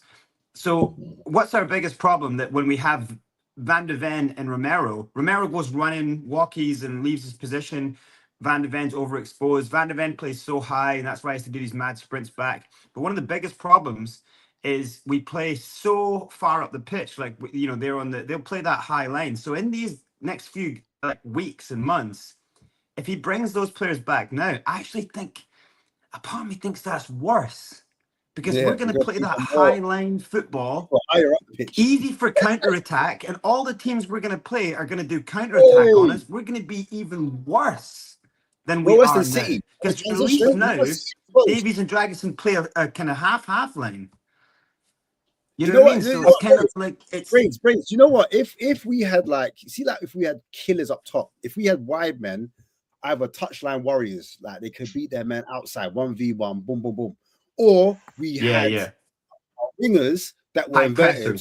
When they inverted, you'd have to rely on a Solanke because they were just clinical in that position. You know, like Semenyo, weaker foot, boom, bottom bins. What I'm trying to say. Son, at the moment, we were relying on him. We were hoping that Son this season will get back to some of his top form. But because Son's fallen off, we've looked at Johnson, he's not that guy either. Obviously, he's a top scorer. But apart from that, apart from hitting the back post and scoring that same goal and the same angle in that right space inside the area, inside the box, he hasn't really offered that much creativity-wise. And Maddison as well, if you face it, sometimes he goes missing. So we haven't really got a chief creator. And Ange doesn't really, I don't think Maddison really suits Ange's style that he wants to play, because that's why he's been pushing Kulu in the 10 and leaving Maddison on the bench. And now Maddison's like, oh, I'm sore, Gaffer. Maybe see you on Thursday. Do you know what I'm trying to say? So, but there's I hear your argument, but there's so much more nuance to it. Even if we were to get all our players back, get a couple signings, I just think how Ange wants to play, he wants to play this gun-ho attacking football where we'll score more than you, mate. You know what I mean? You score 1, we'll score 2. You score 2, we'll score 3. Do you know what I mean? Do you know what? You know what, Ash? Yeah, that type of football works when you've got quality players, right? I'm telling you, right? It does. Like, but the problem is, right? It's like we've seen it at Spurs in patches or in games, in moments where we have looked like unbelievable playing football, right? At times, right? And we can dismantle teams quickly. We've scored 3 goals in 10 minutes quite a few times, right? And it's lovely to see that. But the problem is, it all goes back down to what I think the general consensus is, which is the club's ambition. Because if the club had the ambition to actually want to, their mantra was, right, we want to finish and we want to try and compete to win the league, right? Then your ambition's going to go from buying your Brennan Johnsons for 50 million to going to buy like the next level player, like your Williams at Bilbao, or like a lot better players who could actually kind of fit that philosophy that you want to play. Because like if you look at the way Angie's football is, like it's not sustainable at all, right? For the type of players that we have, for me, we have a mid-table team. That is what we are, right? Personally, I think that's our level, mid-table, right? You look at the strikers we got, you look at the midfielders we got, it is a mid-table team at best, and with barring a few standout players, right? Van der Ven when he's fit, and a couple others.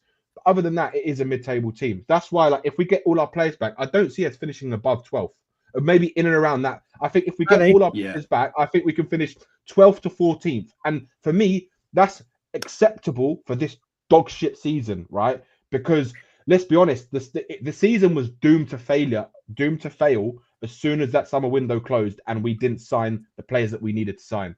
That was it. It was done. That's why for me, I was just not invested. Because let Brian come in. We get all our players back. When we had all our players, we couldn't find the ammunition to get Solanke on the score sheet.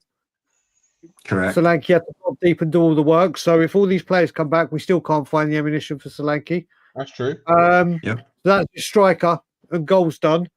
Van der Ven has played 9 games this season. Yeah, it's 9. terrible. He has an issue. We've continued playing a system that's solely on it. Destiny, whose form has been choppy for God knows how long. Yeah. Started off blindingly. Porro, who is absolutely exhausted.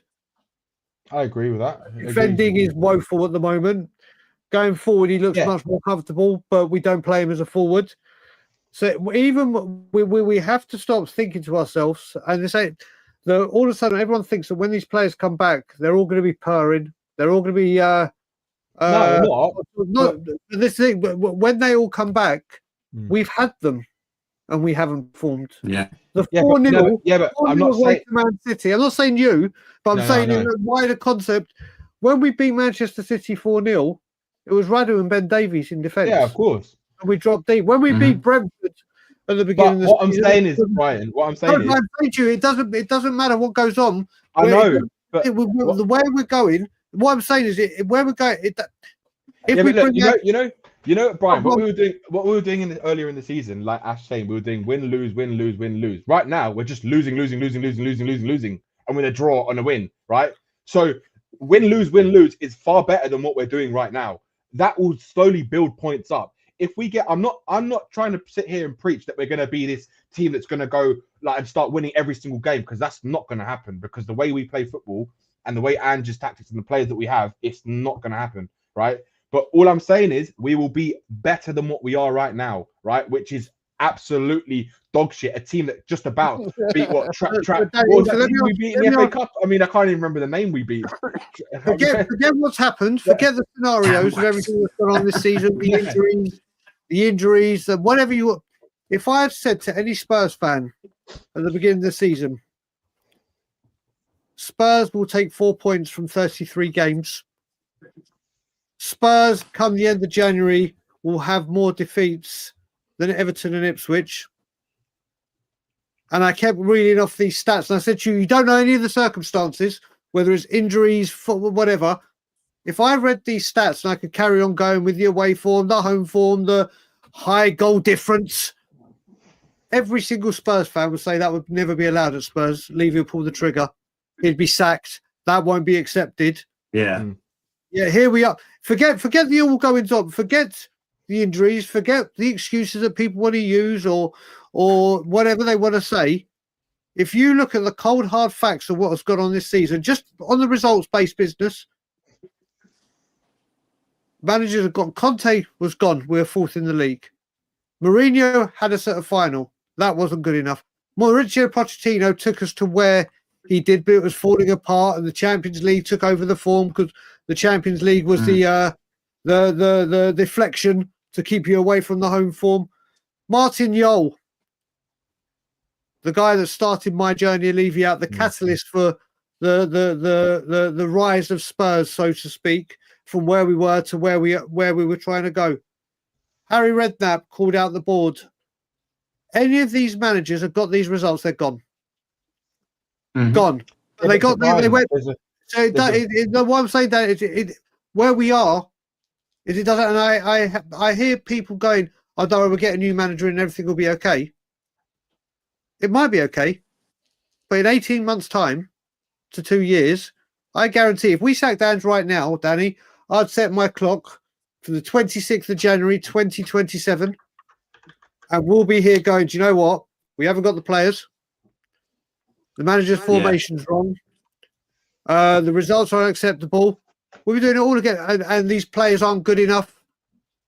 We got rid of all the bad eggs to bring in a bunch of prima donnas and youngsters. Yeah. There is no...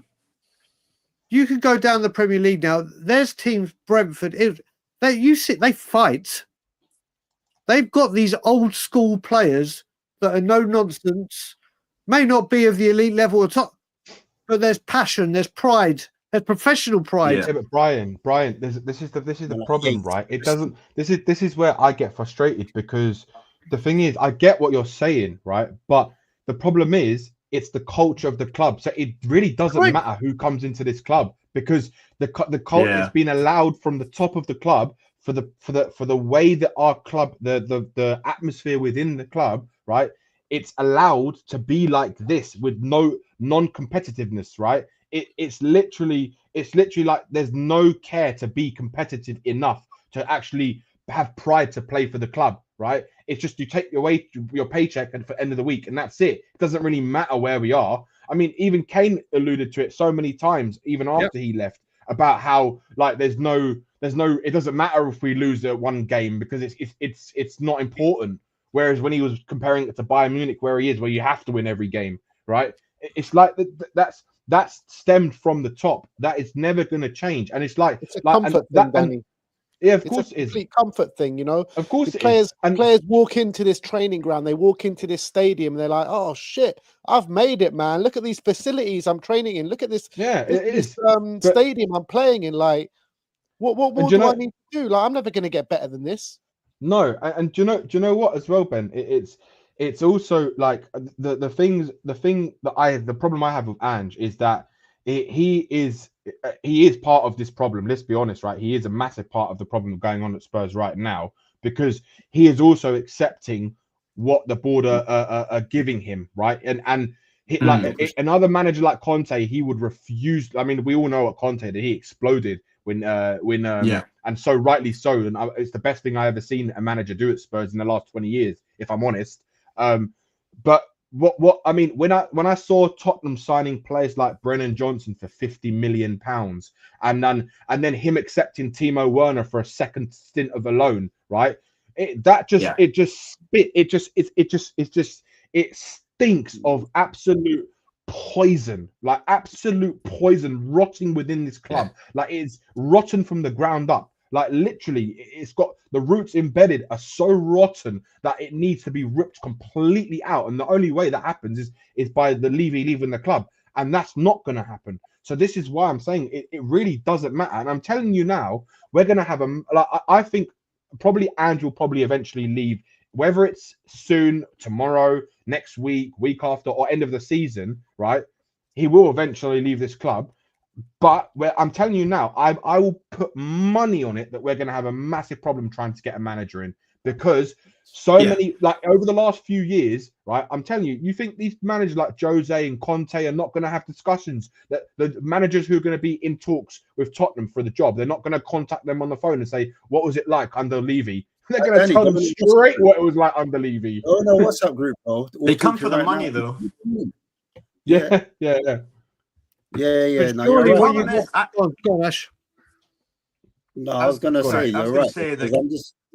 Go ahead. I was just gonna say that in a way, I kind of feel a little bit sorry for Ange, because this guy's had a career where like winning is quite addictive, and also it's quite blinding. Like your ego can't see that you're really not that good when you keep winning, right? Like the making of a man is how you measure failure and how you come back, right? So Ange's come in here, he's won at other clubs, but really they've given him the best players in his second. Normally they just throw players at him, and he's got enough to kind of, you know, at Celtic they gave him 21 players in his time, 9 and then 14 players. You know, they gave him a lot to be able to, and so he gets there to Spurs again, same as the players, like, yeah, and you have to look at the human side of it, right? When you bring players into this club and they're like, oh wow, like it does feel like they've arrived. And this is the problem with bringing in youth as well. Youth have not really earned anything yet, you know, so that you might get a bit of good out of them, but you haven't bred like fight into them. And Ange doesn't really have fight in him. He's an older guy who's had a whole career. He's finally got to the big dance. He's got his tucks ready. He's finally there with his old moves. He's not going to learn any new moves, right? And then he's kind of turning up going like, well, yeah, I need this, I need that. And they're going, right, well, we're not going to give you any of that. And he's like, oh, don't worry, sir. Thank you very much. He's just happy to be here. He's just happy to be here. He's not good enough to kind of sustain a style of play if you don't give him like the best players in the league. If you gave him the best players in the league, if you gave him City's squads, if you gave him Liverpool's squad, he'd probably be palatable and in those fights. But he's not got that. He's got a mid-table team, and he's not capable of being in mid-table battles, and he's not capable of being in a relegation battle. So he's sitting there going, well, I've not dealt with this stuff for years. Like, I'm trying to like win leagues, you know, like this isn't what I'm used to, like not since Yokohama. Like, he's not had this stuff. So it's the wrong manager brought into the wrong club, where this manager needed like all the players, all the best players for that style of play. Front foot football only works when you have amazing front foot players and you have incredible defenders. He didn't have that. No, I hear it, but so you think you think that it is? I mean, I'm not giving Ange a way out. I'm just saying we should never have been surprised that he wasn't a good enough manager. Like in the second season, in the preseason, I was saying he's not learned anything. He's not learned anything. We're still like getting battered on the turnover. So I was like, we're just going to watch this again. And I'll tell you this right now. My prediction till the end of this season is we win 4 more games in the league. In total, much as that, we will win 4. That'll be enough to keep us Only up, Brains, 4 I games. reckon. It'll be enough to keep us up. I do. Go on, Ash. No, I was gonna say that I'm looking at Bournemouth's midfield, and I'm saying to you, look, Christie, does he get into this Spurs team? I'm asking a question. Christie, On current form, he does. I think he does. And this team. All right, cool. We don't have any players. We don't have any players that have that kind of old school, kind of, I don't know, rough edge about them. Maybe you'd say Basuma. Grit. That's what we need. A bit of grit. Maybe Basuma. He's got a bit of physicality about him. But these men aren't pretty footballers. That's what I'm trying to say. These men are just You mean like Højbjerg? I mean, like, yeah, even like if you go to Nottingham Forest, you got a Ryan Yates, Ryan Yates, he's not glitz and glamour of a midfielder. But you know what I'm saying? When it comes to the crunch, when it comes to the grit, when it comes to not having a soft underbelly, do we have that NIT? Because I spoke about a lot about attacking players, but then I'm looking at the midfield and I'm like, can Ange, would he been able to get another 5% out of some of these players? Could he get another 10% out of some of these players? Is he getting Spurs to overperform or Spurs underperforming? Do you know what I mean? In those first 10 games, did we overperform what we were actually capable of? Or is it a case where we're underperforming our level? I just look at the coaches in the league, and I don't think Ange has come across such a variety of coaches where their level, they've been in dogfights. Think about the Bournemouth manager. When he was in La Liga, he had to bring them up from the division below. You see what I'm trying to say? When you look at Newcastle's manager, Eddie Howe, he was with Bournemouth, his previous club, and then he got them into the next division. So he had to face a bit of adversity, got sacked, had to learn off Atletico manager in Simeone, learned his tactics defensive wise, came to Newcastle. Newcastle, what, 17th, 16th? Took them from there. That's what I mean. Following season. That's what I mean. So that's what I like, mean. He hasn't had those battles, and all those managers you're talking about are young, which means they're versatile. They'll learn. They've also been close to their playing days, so they're not too far away from that. They're willing to like be in new scenarios and then adapt. Because like, oh god, I'm a young manager. I don't want to lose my job. Bang, I'll adapt. Where Ange's going, nah. It's my way or the highway. Nah. And then bang, do you know what it is though with Ange, though? You know what smacks it? You know what the wickedest thing is? He's gone to different like clubs, and he said, "I don't really take coaches with me. I go to a club, and I see what I can move with like different coaches, and I develop them in that way." So I thought, for me, that's a bit of arrogance. Do you know what I mean? That first season, he brought in coaches. Big time. Everyone, sharpen your blades, people. Sharpen your blades. So he's this season. Oh, here he is. It is a intervention. Here he is. Here he is. I think the chat's about to explode. That's what they wanted. That's what they wanted. But like for me, let me just finish with my point. My point is, he's pulled his pants back on from Stel putting him over his knee and spanking his arse earlier. Oh, wow. No, I'm saying he's Ash, finish your point. Yeah. He's brought these new coaches in. He's brought these new coaches. Well, not even new, because they used to work. I think some of them worked with him before. And I'm thinking he's not the coach himself. He's the manager, and he has coaches working for him. I don't know if these coaches are able to get some of these players up to the next level where they need to be to help us push and get out of this dogfight. And it's these consistencies. I can't see Spurs going on a run, a 2-3-4 game run where we just start winning back-to-back games. And they won't go on a run. Yeah. No. Yeah. The longer we stay in cups, the more games we play. So that means more games we play, the less energy these players are going to have. If that makes sense. And the midfield, it's the midfield that's been an issue for me, not the defense, because defense will come back.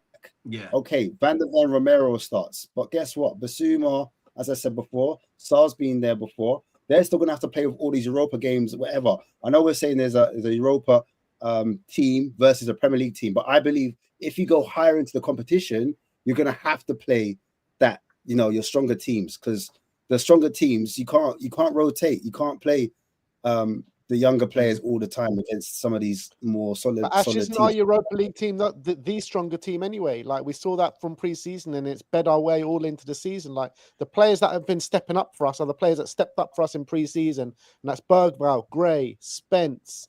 Devine. Obviously, he's been on loan, but these are the guys that were stepping up for us on pre-season, and they're our Europa League team. No, but we've only got really it's only Bergwijn and Archie Gray, no?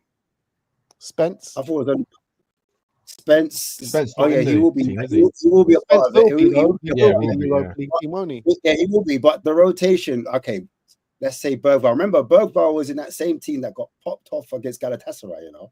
Remember when we played Rangers? Rangers were looking smoky against us. We didn't look really that strong. Yeah. I just personally think Spurs can't handle 2 games a week that well, even when we do rotate. Do you know what I mean? And again, Ash, it goes back to the squad depth because of the board's ambitions. It's non-existent, and it's always been like that. How many times over the years have we said, like when we're under Poch, we kept saying, right, the season before we went to Wembley, right, we were saying we need 1 or 2 more top talent and we'll go win the league, right?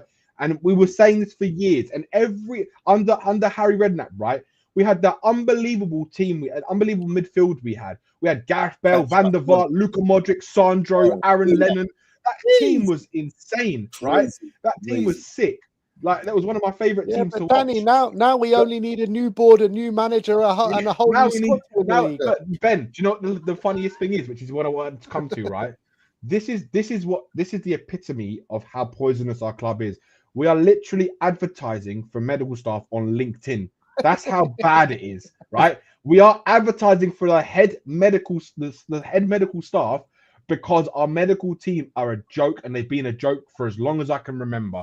That we have one of the worst medical records, right? Injury records for the last 10 years. I swear to God. And I think that's also been a massive problem at this club, because we have players that literally they shouldn't even be playing. They come and play, and then they get injured again for like another, who knows, 2 months or whatever it is.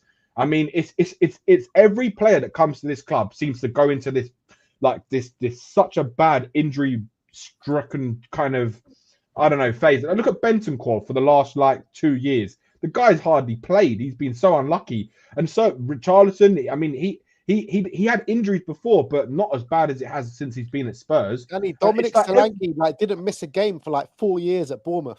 Yeah, and exactly. And now he's come to Spurs and he's out for what, 3 months. This is what I'm saying. Like there's a lot bigger problem. Just I think the medical problem that we have at this club is one of the biggest problems, because if they could actually sort that out, you're alleviating the amount of injuries you're going to sustain you're going to get in a season. Because to this season has been the worst I've ever seen it. It's disgusting. And yeah, just to take Sim's first argument that he's going to present to us away from him. I see him cocking up, loading up the barrel. He can just get the team up for one big game every now and then. That means that we do have some quality players. And Ange does have the ability at the right time when he can. And this is the thing about him, you know, players kind of, you know, when you say you have the dressing room, you have it sometimes because they can see that there's no real tactics here, that it's not there for them. So, like, or else they would turn up every game. But every now and then, when it is do or die, you better not lose this game, he somehow does get them to turn up. It's just that he is not a good enough manager to get them to think like that all the time. He's not inbred hard work and strength into them. He's just every now and then he's and that's what you get when you have a really amazing manager who can lift you and do amazing speeches, but yet doesn't have the minerals to get the best out of them all the time. Look, Sim came in here. Here we go. Sim came in here singing he wants to hold his arms up and surrender. So I want to hear this. No, I'm saying I'm going down with this ship. You're going down with this ship. With this ship. I'm going down with it, mate. We're going down. We're all going down together. Come on. You need to change the word ship to shit. Let's all rearrange the deck because we are going down, people. So you don't want to surrender. Sam, are you just never? Sam, is it more that you're just gambling on if you can say, "See, I told all you so." Like I told you all. It'll like, be the that best would be ever. so huge. Ever. It'll be massive. It'll be absolutely gigantic. I told you so. No, I'm kidding. Look, today was shocking. A tough day in Sim's world. It was a tough day. We're in a tough period. We all know that. Look, I said before the game, there's a very real chance we'll drop points today. I'm not totally surprised. Obviously, I'm absolutely gutted that we ended up losing and the way we lost and how it all panned out.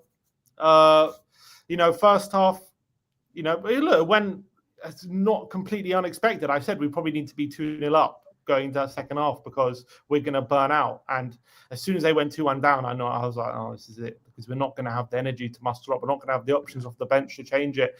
As soon as they brought on like Connor Cody, I'm like, they're going to have the experience just to close this out because we've got nothing at the moment. And I was like, you can see me on the watch. I'm just getting more and more just like resigned to the fact we're actually going to lose to a team that's lost 7 in a row, getting battered every week because of the way that we are. And I know all the knives are going to be out for Andrew. And look, I completely get it. The situation we're in, he's not blameless at all in it, and something needs to change. And the only thing that inside that can possibly change, because we're not bringing players in at the moment in terms of transfers, in terms of the injury crisis, it only seems to be deepening. It doesn't seem to be improving. Maddison now missed today, and Sarr and Bissouma were injured, or Bissouma didn't even play, and we're losing more players by the week. So the only thing that people can see changing is the manager, and I completely get that. And if he was to be sacked, I don't think he could complain too much because the results are the results. And if you get those kind of results, I think anyone would expect you to be sacked. Really, I do, but I just do believe genuinely if he can get it to that other side, then I do think things can change. It's a fascinating thing, though. Sam, this is the fascinating thing that, I mean, we've been speaking here for a while, and none of us can see, like, even if you try your hardest, none of us can see where he can turn this around and where he can get like 2 or maybe 3 wins in a row. How can you possibly see? What does turn it around how? mean? What brains? What does turn it around mean? What is that? It means 10th? basically getting out of any Get a discussion. string of results. I guess for this season, turning it around would mean just getting into like mid-table in the league, whatever. We're going to finish bottom half. I think I'm accepted that. We'll probably just not getting anywhere near that relegation zone, and then really giving it your best shot at the cups. And Europa League is going to come around in March, and obviously doing something in the Carabao and FA Cup. And we have to probably look. To be fair, if we're finishing bottom half, he's probably going to have to win 2 of them to keep his job. That's the reality. So I think the reality, both cups in 2 weeks' time. That's the reality. We are like with the way the squad is and the way they're tight. We can't even beat Leicester. How are we going to go up to Liverpool and Anfield and take anything? Because we'll have Romero and Van de Ven back at that point. Romero and Van de Ven aren't going to change the needle that much. Correct. I mean, I think they'll change it a lot. I'm not saying that. I think we're not going to be like losing to that Leicester when they're back for sure. Like those kind of results. 100%. Are we going to go on? I don't think we're going to go on a look. I don't think we're going to go on a magical 10-game back when we lost to Ipswich. Romero played that game, right? Is it? Yeah. So you reckon today's performance was down to our centre backs? No, not all of it. I think it's the whole situation. It's the whole situation. I think Andrew's tactics. I think the whole situation with the squad injury crisis. I think there was a lot of things to play into today's feat for 100%. Then how do you think he plays when he brings them back? Is what I'm thinking. Like, how do you think he plays when he brings Romero and Van de Ven back? Do you think we go back in a high line? Like, how do you think he plays? I just think the system will be more Before you answer that, can I just ask just one caveat with that, or not caveat? When we play Liverpool. Mm-hmm.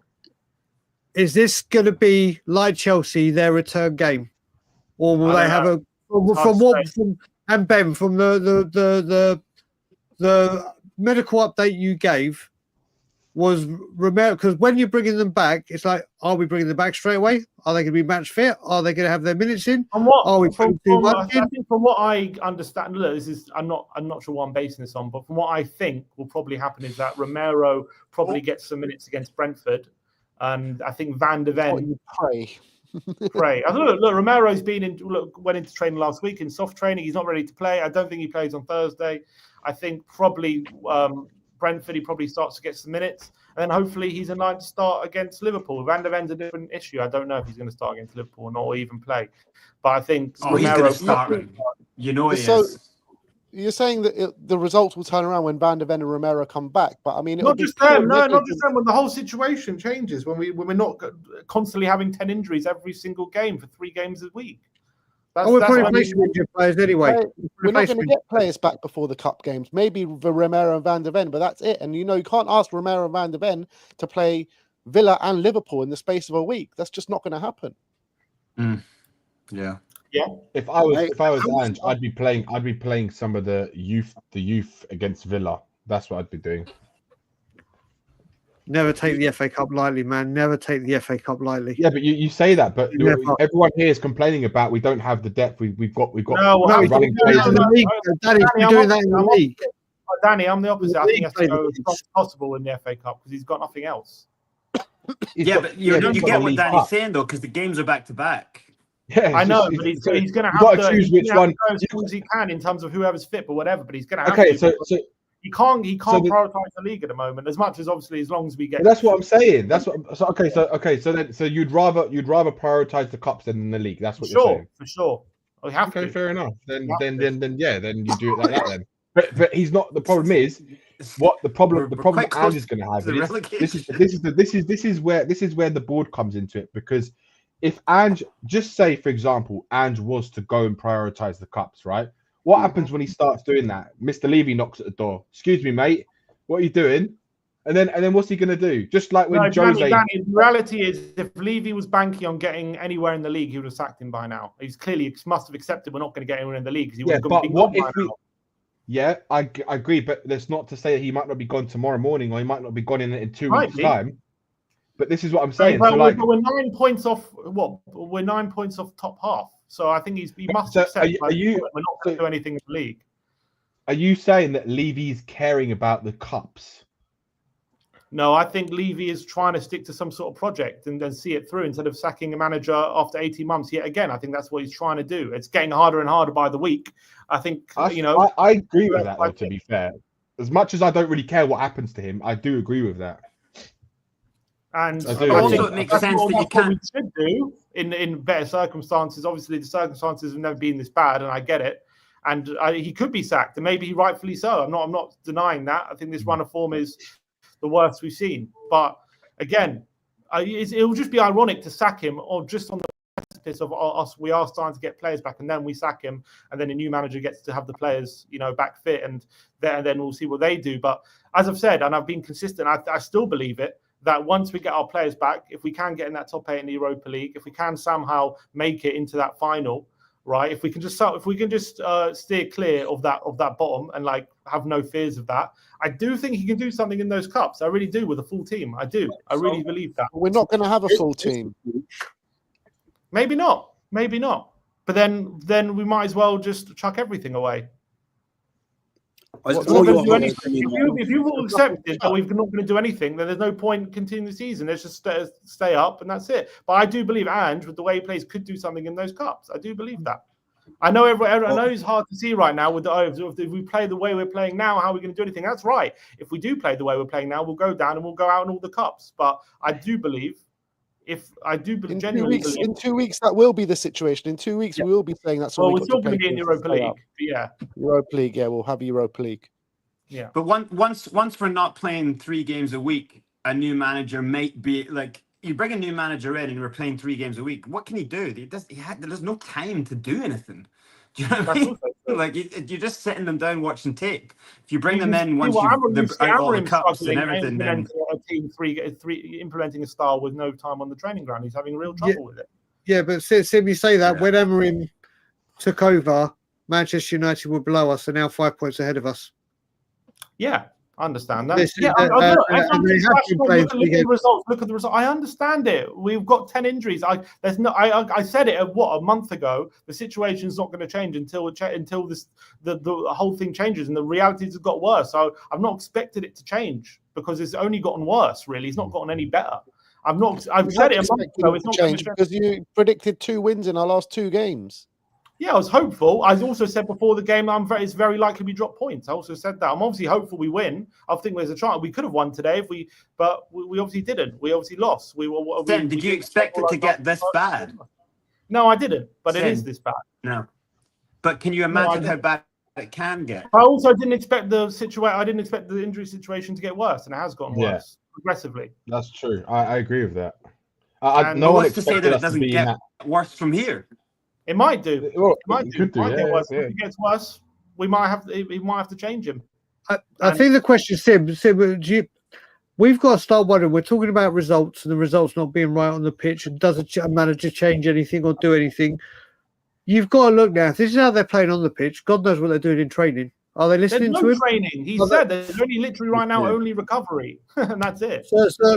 I mean, I don't think that even if they were, I don't think the players' hearts are in it for training. I don't know if a new manager comes in and goes, right, you guys, I'm going to whip you into goddamn shape. The thing is, why is the new manager going to come and change anything when they're going to walk into a situation with still 15 injuries? It's not going to change anything. It's literally not going to. I'm telling you now, a new manager, Ryan Mason, not going to change a single thing.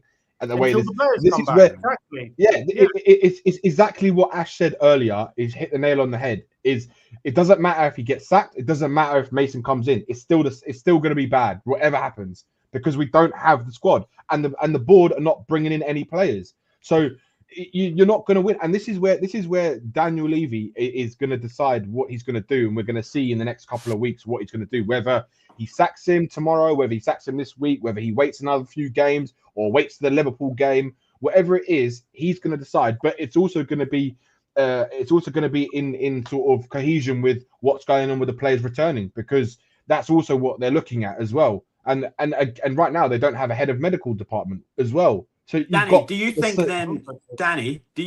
then that, so is it as simple as 3 signings changes everything here? Well, it depends, because if you go and bring in three shit players, it's not going to change a thing, is it? Like, you go and bring in three Timo Werners, it's not going to work. Just like this is where we are now. Honestly, that could genuinely happen. Don't Well, fucking put it yeah, past it's them. what I'm Timo saying. Werner It's and Brian Brobby. yeah, Does Brian anyone- Robbie, yeah. Hey, does anyone in the panel think the tactics are hampering the team? That's what I want to know. Or is everyone happy with the? Is anyone happy with the tactics? Right now, Moving probably. No, I forward. think the tactics are honest. bad. Yeah, definitely. Yeah, definitely. Right, Right guys, now, listen, I'll play with a I am going to back go four. to bed.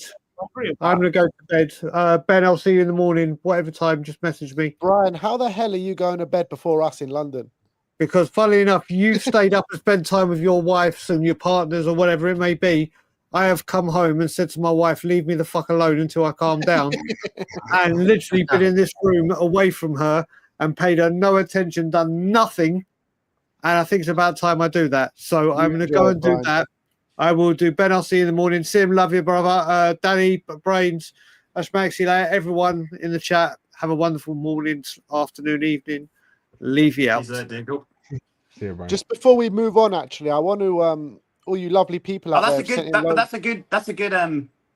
thing that what Ash was saying is like the nitty We'll get back gritty to of it in what one is. sec, Brains. Let us Yeah, just yeah, get fair back enough. to it in 1 sec. I just want to get into these super chats because all these lovely people have been sending in super chats throughout the whole stream, and I've just not looked at them. And I think let's just go through them quickly, and we'll get back to the tactics.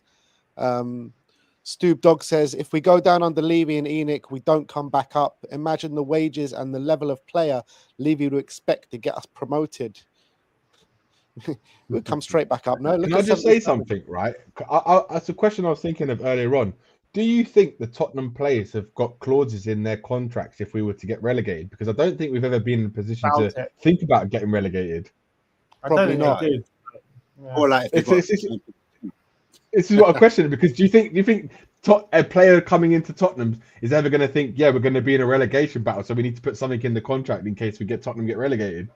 Yeah, that's why it's too risky for any good player coming in. They just won't take that. It's like they're too close to the relegation. But this is the thing. It's a thing to think about, because obviously a lot of lower clubs, right? A lot of the players in their contracts, they have like relegation clauses. So if they get relegated, they can, like how we got Maddison, right? They had a clause in his contract. We were able to get him at a cheaper rate, right? Just like that. But what I'm saying is, do those big clubs, or the clubs that are supposed to be fighting for the top four, do the players that come into those clubs, do they actually have these type of clauses in their contracts? Because they're never thinking of they're going to be in a relegation battle. So this is another thing, because say, just hypothetical, if we got relegated, is it going to be a problem? Because if they don't have relegation clauses, then pretty sure it'll be a problem, Danny. Yeah, it's going to be a problem. It's a massive problem. Remember, we bought Maddison. He was relegated. And we bought Sissoko. Well, Sissoko was relegated. We bought Sissoko. But the players the club still held on for good fees, though. Like, remember when we went for Grealish, Aston Villa, they weren't in the Premier League. And they were like, no, you have to pay top dollar for him. So we would still we've been bottom feeding for a while. Levy's still going to hold every club to ransom for our players. Exactly. When we go down. Exactly. Sure. The players like Mickey van der Ven that will probably want to leave. Romero. Romero, yeah. Romero wants to go anyway. They all want to leave now. I guarantee you they all want out right now. I guarantee you that. Yeah. Definitely. Next one says, Ange has to go. The club and Mr. Magoo have given up on him and now waste 26 days of a transfer window in the process. This is negligent and weak leadership. I mean, I still can't believe it. We're now the 27th of January and no sign of anything coming in, man. It's an absolute disgrace. Nothing, zero. Yeah, completely agree. It's no words for it. It will be hard to sign players though, but also I can imagine them going, but we're asking other managers to come, like how are we gonna sell this to any agent? Do you know what I mean? It's such a shit show. And Spurs are such a joke in the world of football. How are we going to sell this to any agent? Tyler Dibling is going, if I'm getting relegated at Southampton, I'm not going to another team who's getting I'm going to like somewhere big. Like, why would I waste my career going to like players out there who want to go to come to Spurs? They're not maybe he might Sim, but let's be real. If Man United come, he might be like, I might hold out for Man U. Do you know what I'm trying to say? Or another club. We're losing all the battles. So but Sam, you got to agree that it's going to be a lower caliber player. you're not going to get Danny Almo. You're not going to get a world star, level. that's for sure. You're not going to get a No. world star in the world while we're at now, right now. No, it doesn't mean you can't get anyone that can help us. Someone who's Do done you your think we scouting. have, how much money do you think we can spend in this window, or do you think it's all loans? Like, that's the real question. Loans. Zero, all loans. I think they could probably spend up to 30 million. I reckon. Huh? 30 We blew our million, budget on Kinski. Yeah. Right then. So it would have to be a smart loan signing from maybe a European club. Now we'll get the loan from the Premier League club. The only loans from Premier League I say. see is maybe a Rashford or a Grealish or something like that, and that's just clutching at straws. And Grealish, he helped the other day in Champions League. He got an assist or something, didn't he? It's true, yeah. So scored. I don't even know. I think he scored, yeah. Yeah. So Yeah, I don't even know if he will come anymore. And I think Matt Rashford was talking about Barcelona, talking that he's trying to get to that club. So his chest is high already. Tottenham, I don't know, man. Yeah. Matthew Brizzy says, sad that fans are not full behind the team at home. I mean, what do you expect? I mean, I think that the fans were behind the team.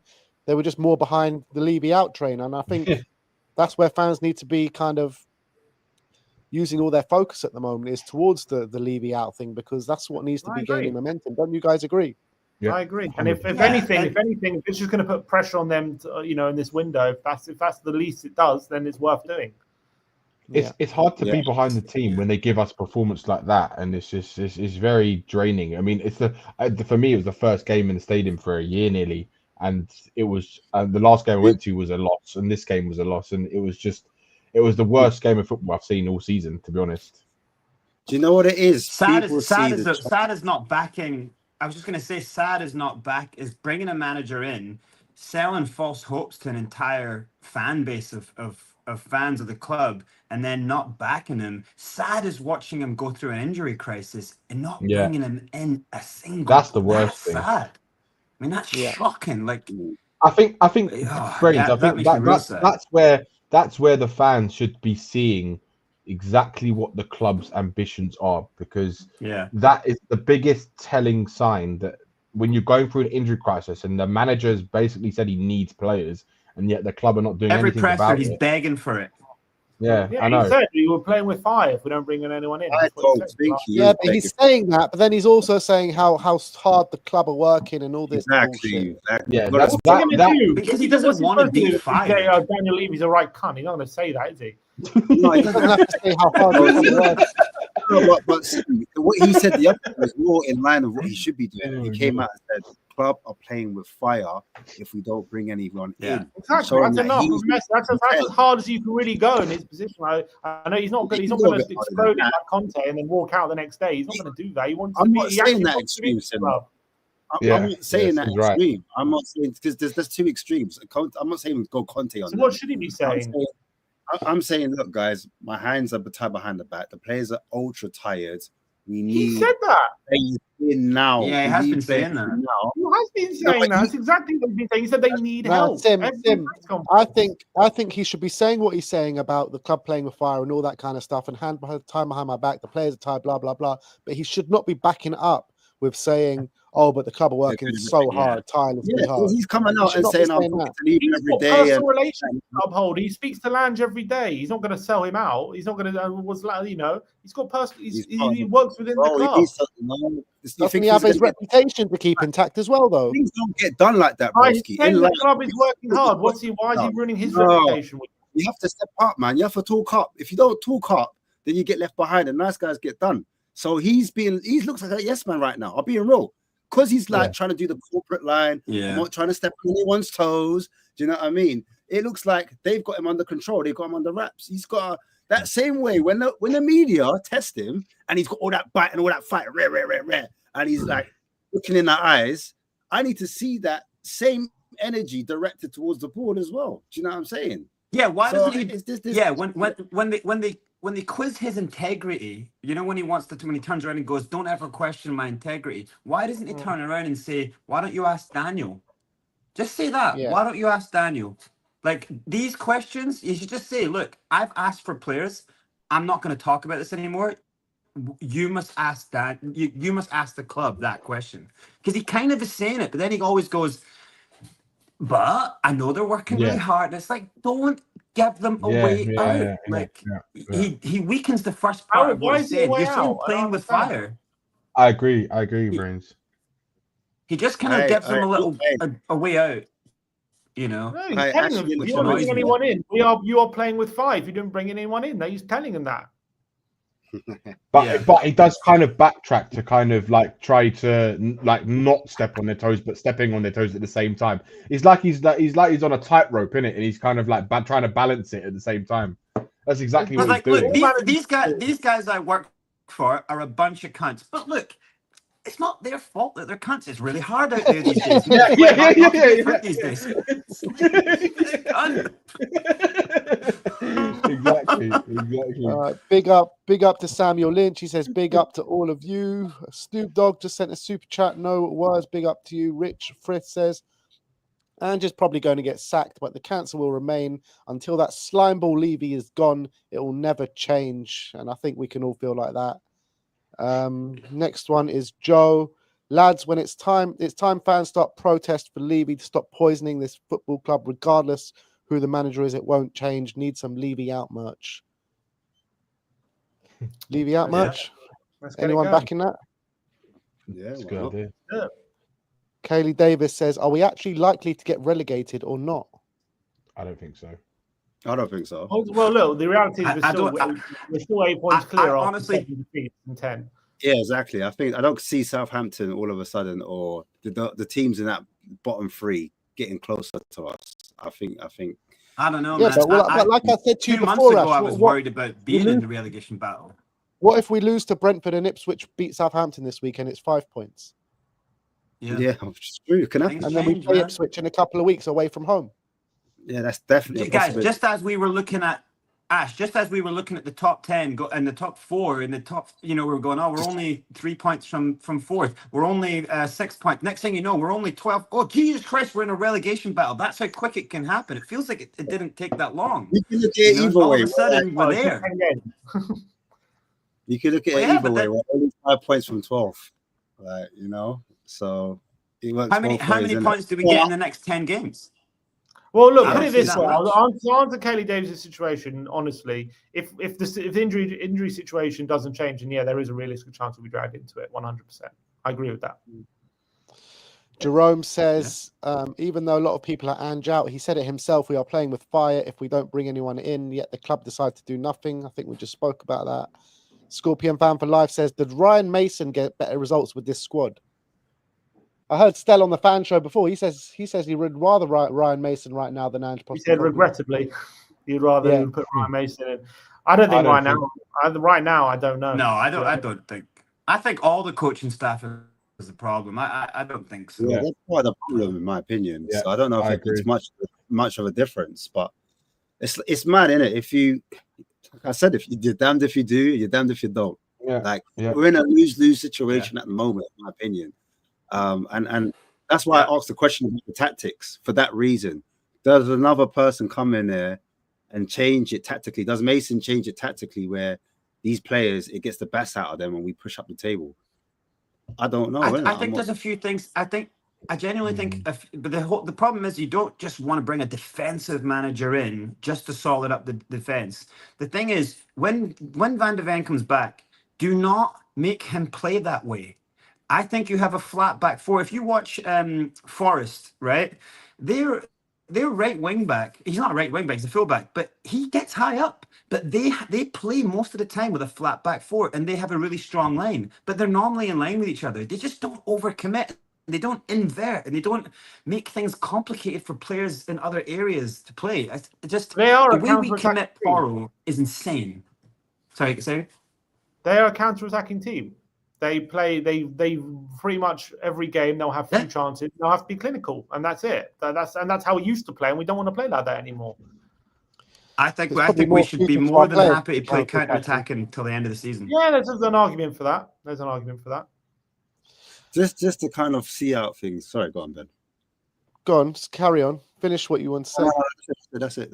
Just to see out the that certain games where you can change the way you play. You don't have to stick to the principles and your philosophy, especially in this particular situation that we're in right now, I think there is a time when actually I just need a win, and sometimes we need a win ugly. So let's if Mickey Van der Ven and Romero come back in the squad, don't all of a sudden go back to that philosophy where you want to push all the players up and like carry on doing what you were doing before, where you kind of adapted. Maybe one fullback goes up, one fullback holds, drop the lineup back a bit. No, I just feel like if he brings them back, he might revert back to type and try and go all out. And then, some of the same issues happen again that we've been seeing with Ipswich, for example. That was a good example. Crystal Palace, we lost that game as well. So, yeah, I'm just hoping that, there is times when we're like, you know what, I'm going to stink it out and we're going to hang on to a lead. We're going to hang on to 1-0 until like results start picking up. Then maybe. Ash, you're a football guy, right? Like sometimes a coach comes in and he goes, he looks at what he's got rather than like the style of his brand that he feels he needs to play, right? He can come in and go, look what I've got. Let me do the best of what I've got. Because this team right now, you have midfielders who are not really that guy. Basuma's not that 6. Bendiker's not that 6. Both of them are kind of 8. Right, you got Madison, who's a 10, who plays in around the creative 10 spaces, but then he can't. They don't play them like that. They play them as 2 8s that go in and out. Madison's always on that side of the pitch, making that inward run. So he's got this system that I think they've tried to play. He has adjusted this. He's on double pivot. Sometimes he's put someone next to Basuma. He has changed those things. No, I get it. But my point would be someone coming in, looking at what you really have there, right? Even just this is kind of like a bad example, but it's an extreme example, right? Say someone comes in and goes, look, I think Davies is actually the best partner for Romero. Like, I think they're actually the best fitted to play together. So I don't leave Van der Ven out. I might throw a Hail Mary in a game and go long and put fucking Van der Ven as the striker getting in behind because he's the fastest guy on the pitch. I might use Van der Ven's speed as a winger. He's a good finisher. He's a good finisher as well. My biggest thing is an extreme example of using best attributes rather than looking at what you're going and going, oh, I have to play my old way or that way, or because all the systems now, the sit and counter, people know how to play that. So like the Prem's got its ways to easily unravel others. Tim is right. He has adapted. So let's concede that point. He has adapted in certain situations. But the problem is, for me anyway, I don't know about you guys, it's the in-game management at times. There's times when like, all right, we've got a goal back in, and then all of a sudden, like the players fly forwards. Do you know what I mean? And then bang, bang, we get hit again, and then we're out the game. We couldn't see out games until half time, get the players in. You know what I mean? Sometimes just slow it down a bit. Do you know what I mean? We just don't know how to hold on to the ball at times. It's like game state, fundamentals and game state. He doesn't know what to do. Defending with possession, making them hard to beat. Like other teams, we're tiring them out. We're not chasing off the ball because we've got the possessions at times. That's what I would say. Oh, go on. Yeah. Jory says Kane and Sonny and many good managers have carried the board's incompetence for years. Now we have a manager that's at the board level, and here we are.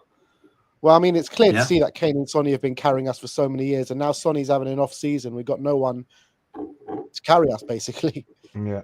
And even his off season, he's got 18 goal contributions. Well, it's kind of like what I said. Is it possible that the reason why Levy's keeping him in is maybe because he does see this kind of project Sim was alluding to, but also in a weird fucked up way, but he's kind of lowering the standards of Spurs for what we should be expecting, but then still keeping the ticket prices and everything else the same, because he knows that not going to be a club that's going to compete at the highest level because we're not going to bring in the players. All you have to do is just look at the wage bill. That's it. The wage bill is enough for you to see that we're not going to be a club. I mean, we've got Aston Villa and other clubs way above us who have got a higher wage bill than us. And if you want to compete at that level, really at that level, then you need to be getting players and paying them the wages, the better quality of players, because the players that we're getting are youngsters. And that's not just because they might have a sell-on value, which is the main reason why we buy the youngsters. It's also because they have a lower wage bracket, and they require less wages than what a seasoned professional would require. Someone who's a higher quality of player. So for me, I also see this kind of thing that, in a way, if Levy does keep him, it's a kind of way of looking at it for me, is that he's kind of lowering the standards of making us see where we should be. Because if you look at what happened when we had Pochettino, right? How many times did Poch come out and say that? And I think maybe even Levy said that we were above where we expected to be, right? Because no Spurs fan, Levy, no one, Poch, no one expected us to excel the way we excelled in that period under Poch, right? No, if we sat here at the beginning of Poch era and said we're going to be in the Champions League final in a few years' time, we'd have been sitting here laughing our heads off, saying you must be fucking on drugs. Yeah. Like, it's never going to happen, but it happened. Right. Maurice said the team accelerated faster than the club. Well, I think a few people said it, right? I think Lloris said it. I think Poch said it at some point. And this is where I think it messed up Daniel Levy's vision of where he wanted to really slowly kind of. I don't think that Levy ever wanted us to be at that level, to be honest with you. I don't think I think he's always wanted us to be a club just challenging for top four, and that's it, because it's just where the money is, right? He's never wanted to compete, because when Levy's come out over the seasons, he's always in his end of season message or whatever it is, he's always said, oh, I want to be competitive, I want to do this. He never said, I want to win a this, I want to win that, I want to do this, I want to do that. It's always the most generic response possible. But Ange is a winner, though. Ange is a winner. And I remember at the start of the season, Ange came out and said, this top four business is all done. I want to be going for title challenges. He's saying that, Ash, because it's what you said. He really believes in himself that is what he right? But the problem is, what managers don't realize is once they get to know Daniel Levy and work with him, they realize soon after that their dreams are that's it, it's gone. Their dreams are gone. Everything is destroyed. Once you work with Daniel Levy, that's it. Forget about it. Forget about it. It's like it's done. It's done. It's like that's it. Your mantra's gone out the window. Good theory, though. It's a sound theory. I think there's a lot to that. Yeah, to look at. Because if you also, sorry, just to add, Ben, if you look at it, right, where is actually all the focus on Tottenham, like on the club? Where is the actual focus? It's on everything else other than the football team. Yeah. So it's like when you see it, they're starting to build the hotel and all this kind of stuff, and all the stuff that fans maybe not know, like all the kind of the type of what we've been told anyway, and the plans. If you look at the actual council plans of what they want to do and what they've proposed as well, they want to build a whole kind of area where the Tottenham Stadium is, to make it like with lots of shops, lots of restaurants. They own most of that part of the high road. If you research the people, chicken's going to be gone. All of that's going to be gone at some point. Yeah. If you research the company, the builders that are doing the hotel, you'll see that there's plans for the apartments behind the hotel as well. I've seen them. I've seen like the idea they want to do like a some kind of walk. They want to redesign the whole area where that high street is, and they want to build like a walkway, like a Wembley Way type thing, from the station to the stadium, because then they're gonna have like shops, like I said, shops, restaurants, all this kind of stuff. So that's what the whole point of Daniel Levy and ENIC taking ownership of Spurs was to gentrify the area of Tottenham. That was what the sole purpose of this 30-year plan they had, and they've got 6 years away from there where they envisioned what they wanted Tottenham to be, and I think it could go longer unless things change at the top. So there's a lot people don't really actually do enough research into look at it, but a lot of us, we know because we do the research, or some of us have done research and we see into it, but there's so much behind the scenes that people are just clueless about, and it's actually worrying that we have owners like this, because it's fans need to really wake up and see what's in front of them, really.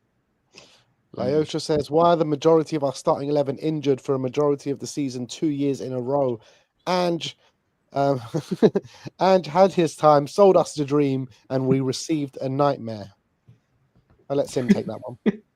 They weren't injured for the majority of the season last year. Pretty simple. What was it like? It was a big injury thing last season. No centre backs. 3 months. right? Romero had a red card. We missed 3 games. Apart from that, he wasn't. I don't think he was injured much. Madison was out. Didn't he go away as well? Madison missed a few months with an ankle injury. He got an ankle knock in the game. There's nothing. Richarlison was out most of the season. Rishi, he's an injury-prone player, but yeah, he had injuries. He had injuries last season. Bentancur, obviously. Bentancur, but this. My point is, what we're going through players. What's Ange to blame for that? For these ones you're mentioning, Bentancur picked up a knock when Cash went into him after coming back from an ACL. Nothing really to do with Ange. Who else got injured last year? Didn't Destiny start picking them up towards the end? The big problem was in January was Son went to the Asia Cup, Basuma went to the African Cup of Nations, and he had a red card. As well. Yeah, Saar went to the AFCON. So it wasn't injuries really that derailed us. It was just again circumstances, but it wasn't just like major injuries that Ange was causing, in my opinion, last season. Yeah, I mean as well. Like once we got all our players back, particularly towards the end of the season, we just fell off a cliff. We fell off a cliff in that run when we played the top 5 all in a row. Yeah, that's when we fell off a cliff. Yeah, which should never be happening. I mean, you say that, but we also play in the top 5, and losing. We're probably not favourites for any of those games. Yeah, but they're teams that we should be competing against. We were trying to get into the top 4. Correct, but we weren't good enough to win those games. We clearly had problems, but we was, before that we were in the run before that we weren't doing all right. We were actually on top 4 form. I think that's where some fans are like Sim. They're looking at that run and they're projecting that onto this season to say, that was unfair. So we got to kind of exclude last season, kind of not exclude it, but there's causation. There's the context behind why we didn't finish too well. Now we look at this season, the causation of why we didn't do too well is because we haven't had a fully fit squad. And a lot of the main players, in Vicario and then the vice captain Romero and Van der Ven, is the reason why, we haven't been doing so well. I think that's where some fans' heads are at. And they still think, like Ben was saying, when we get those players back, I'm not saying you're saying that, Ben, but like the analogy is when the better players come back, then the form we should push up the table a little bit more. Do you know what I mean? But for a lot of us other fans, we see it slightly different. We see it more down to the lack of rotation at times that could have stopped the injuries. And then some of the tactics, like even Man City. Man City, for me, their downfall is because they lack that midfield dynamic where they don't have a lot of mobility, don't have a lot of legs and tactical awareness in terms of pitch coverage. When they lost Rodri, teams knew they could just run through the middle. You know what I'm saying? They could just run through like they're Forrest Gump or Coutinho. They could just literally run through and take what they want, take all the sweets out of the jar. So it's the same problem you're seeing with Spurs. Even when remember when Liverpool, before they invented Trent, teams were just running through their middle. Like it was crazy. Do you know what I mean? So you're seeing the same type of issue with Spurs and was conceding similar types of goals. Last season, it was set pieces and it was the counter-attack. We kept getting done on the transition. And this season, it's a slightly different nuance, but it's a similar type of goal we're conceding, meaning that the tactics or the style of play that we employ to play each team is very similar. And so the teams can figure it out. And that's why we're losing games, as opposed to the manager is a bit unlucky. Do you know what I'm trying to say? I'm not saying he's definitely, I do think he's unlucky with the injuries, but I think obviously he's carried on playing the way he was playing. I'm saying before the big crisis, the numbers were there for all to see, not just points. I'm saying like the amount of shots we were conceding, the amount of chances we were conceding, the amount of goals we were conceding. I'm not saying it was perfect, but it was nowhere near the level where it's like completely dropped off a cliff. Yeah, nowhere near from last season. You're right. No, I'm talking nowhere near as last. No. Oh yeah, much better than last season. My point. Yeah, big improvement. That's what I'm saying. And even before, I think before the Arsenal game, we'd conceded the least goals in the league away from home, which is a mad stat to think about. When you consider everyone says we're the most open team and so easy to score against, we'd conceded the least away from home. It was really strange that was the stat. But I'm just saying, I'm not saying we were this perfect defensive team going wrong. We had our problems and we did concede stupid goals. But I'm saying overall, defensively, it wasn't actually too bad, but we had seen improvements. And ever since all these defenders have been out and we've had no rotation, all these different things, it's not gone like a bit down and like it's gone like that, completely dropped like massively. And now we're one of them. But Sam, in the last 10 years, we've probably been one of the worst. But Sam, there was always this issue of, and we've been Spursy for years, but like there was always this issue of they'd have one good game and then the next game, didn't matter who you were going to play, they were going to lose. They just wouldn't turn up. So how do you compensate for that? Like, can you see two seasons he's had, and he still has an issue where players come out and they just don't have anything in them. Not even physicality. They just clearly don't have it in them to go after the game. You know what I mean? So I view that as that he doesn't have buy-in, and that's been a problem since like early on last season. That's always been a problem with Ange, is that he's got an unsustainable style that that kind of doesn't really work for the mind of certain players, and I just don't think they buy in. That's why he struggles to get. You might get one big win because he comes up with a Hail Mary of like, right, sit deeper this game and we'll counterattack Man City because they're weak right now. We go, wow, 4-0 win, unbelievable. Next game, get hammered by the crappiest team in the league. And it's like, that should never happen to a good team. So I don't see them bringing back players and us becoming a good team again. We weren't that team yet, I agree. And obviously we've had a lot of very young players, and I think they're still clearly getting up to speed. And we're right, we weren't a good team. We were a good team in the making. That's what I would say. And that's why we saw those inconsistencies. But he still needed time to fix those issues. 100%. We weren't this perfect team. I agree with that. But we showed potential to be a good team, but we weren't there yet. And that's why Sam, you're right. But the only silver lining that I think you really should be highlighting, right? But then it works as a double-edged sword. The major silver lining is that we've seen that Bergvall is absolutely a baller. And actually, he does seem to give a bit of himself. He'll chase down a ball in the losing minutes of a game. And same with Gray, because they are young and they have a bit more spirit. So what we've actually learned is Jed Spence has always been a good player. He's just never got the chance. Now we've got Jed Spence, Bergvall, Gray, these players who I don't know if we. But then the double-edged sword of that is. Do you know what, Brains? I just want to say on Jed Spence, I think that loan move to Italy changed him as a player. It changed his mentality, because before, if you knew the stuff that I know and some of others know about Jed Spence before, his head was not there, man. It was not there. It was so bad. Behind the scenes, it was bad, man. It was bad. But he has only really got his chance because of the injury crisis, and same with Bergvall, same with Gray. So that if anything, we now do have these three strong players for when everyone gets back. But it's just a bit of a worry that it took these types of injury crisis for us to find out that actually, if you throw these players in the fire, they are good.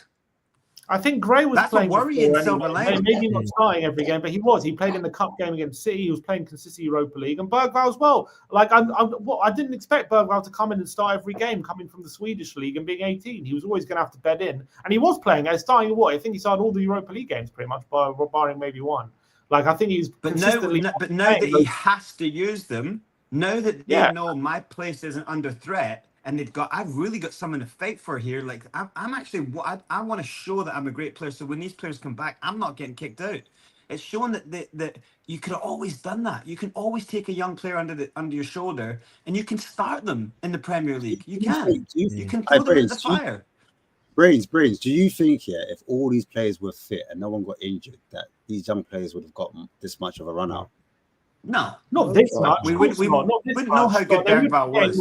I think they would have been getting more minutes. Maybe not. Yeah, maybe Spence. But Sam, you understand what I mean about. You understand what I mean about coming on with 10 minutes isn't really enough. You don't feel like you've got enough to show anything. And a couple things go wrong. Whereas Bergvall, you see him at the start of a game, he might lose the ball, but he comes into the game and he starts just balling out, and you're like, damn, you can see him incrementally grow stronger and stronger and stronger. That won't happen if you're just bringing him on every now and then. And then you know what I mean. You won't see it. But then when you say that, right, then you kind of got to look at the situation we're in, because if we weren't in this situation, those young players wouldn't have been bedded in, like Gray and Bergvall, right? They wouldn't have shown That's the what I'm saying. kind of It's a silver ability. lining. Yeah, it's a silver lining. So it's kind of like And that's what Andrew's been maybe saying. yeah, this is kind of probably maybe what you're alluding to a little bit, Sim, where it's like this is the kind of project that kind of maybe Daniel Levy's looking at, and it maybe got lucky in terms of bringing in these young players through this like this disastrous period with all these injuries and all this kind of stuff. And also, yeah, another one, someone mentioned it, Mikey Moore as well. Another one who's kind of come through during this period. So you've got these three youngsters who have sort of slowly starting to show what they're capable of, and that probably wouldn't have happened if we didn't have this injury crisis. So this is why I think that I don't think he'll get sacked, Ange, this season. I think if he's going to get sacked, it will be the end of the season. But if he does get sacked, it wouldn't surprise me because of Daniel Levy's track record. That's how I see it. I wouldn't rule out him being sacked this season, to be honest, if this continues. Do you think it could come tomorrow morning? No. I don't think it will. Obviously, there's always a chance. You never know, Levy. But if you're asking me to put money on it, I'd say no. But I think. But the thing is, Sim, we know what happens after all those chants start coming out on a big scale, and that's exactly what happened yesterday. He panics. Yeah, but he knows that it's only going to fuel the chance if he sacks him as well. Yeah. I think what's going to fuel it is no bloody signings. That's what's going to fuel it. That's all. That is also true. That's also true. Because if you think about it, right, no one in the stadium was singing Ange out. No one in the stadium has been singing Ange out. They're all singing Levy out. There's a reason for that. Yeah. Phil P says, "What will the panel wear to the funeral?" R.I.P. Spurs. I'm wearing black. There you go. Ash is wearing black as well. I got to get with the program. Lyosha says, "Look at my super." Oh, we went through that. Jory says, "Relegation is salvation, boys." Brian could explain. Unfortunately, Brian's gone. Jerome says, it's like a religious experience. Salvation. It's sent to the heavens if we get relegated.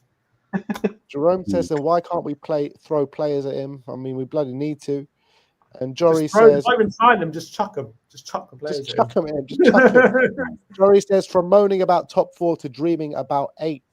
That's where we're at. I think it's more about dreaming about 12th right now, let alone 8th. 8th's a pipe dream now. Yeah.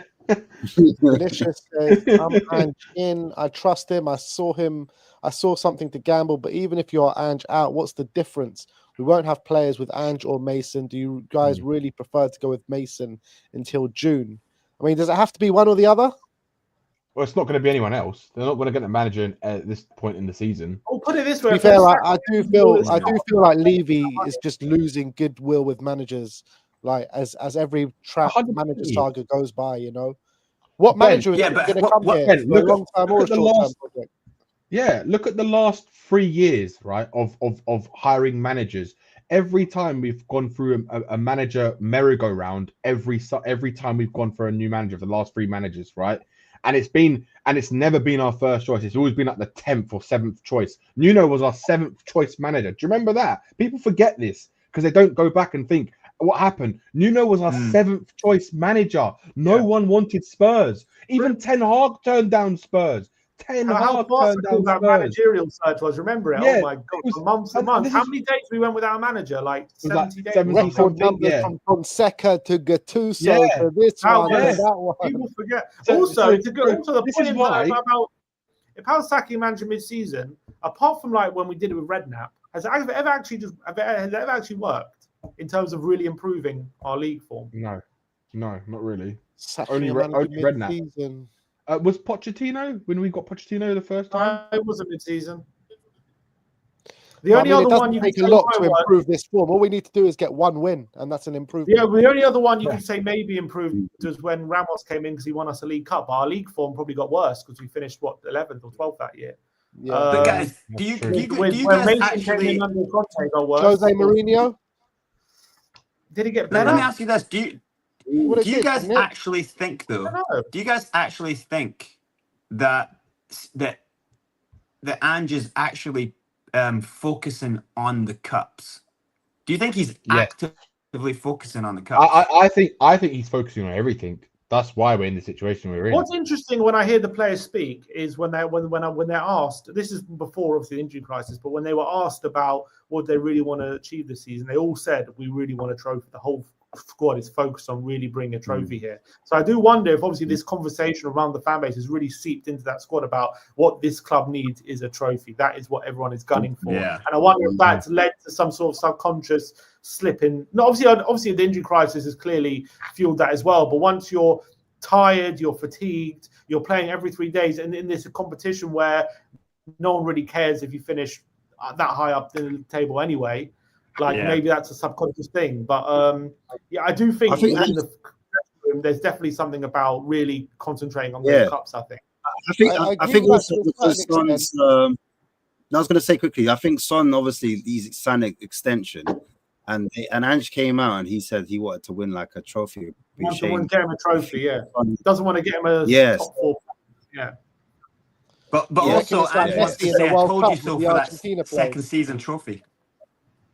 Is it like Messi at the Argentina with the World Cup? Just like everyone just wants to get Sonny that trophy before he leaves Spurs.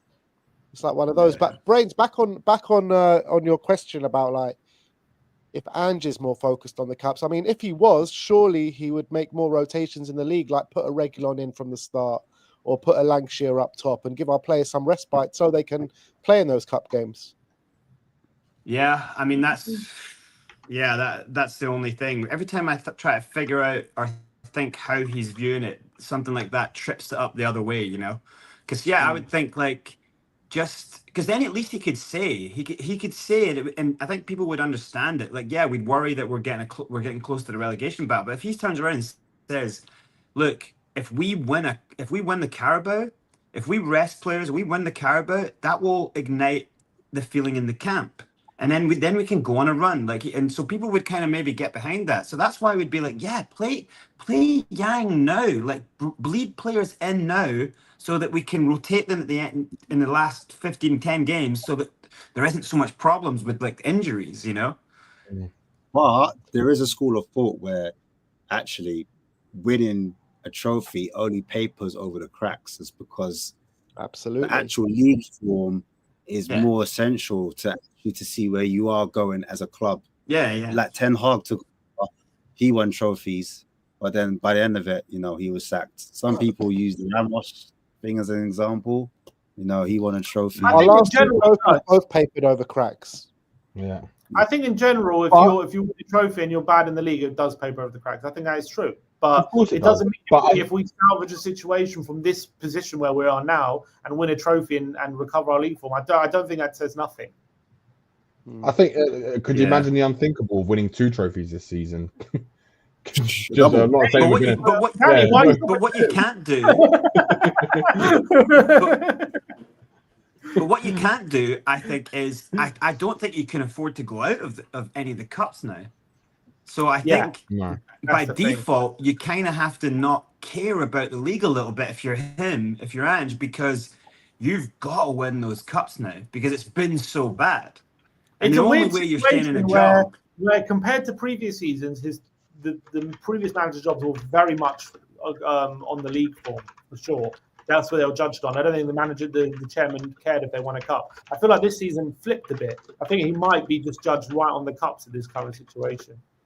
Yeah. So we got to go weak against Brentford this weekend. We got to play like Reguilon, play Lancashire, maybe even play Oliseh, Yang, play these kind of players against Brentford, because in our current state, we ain't winning anyway.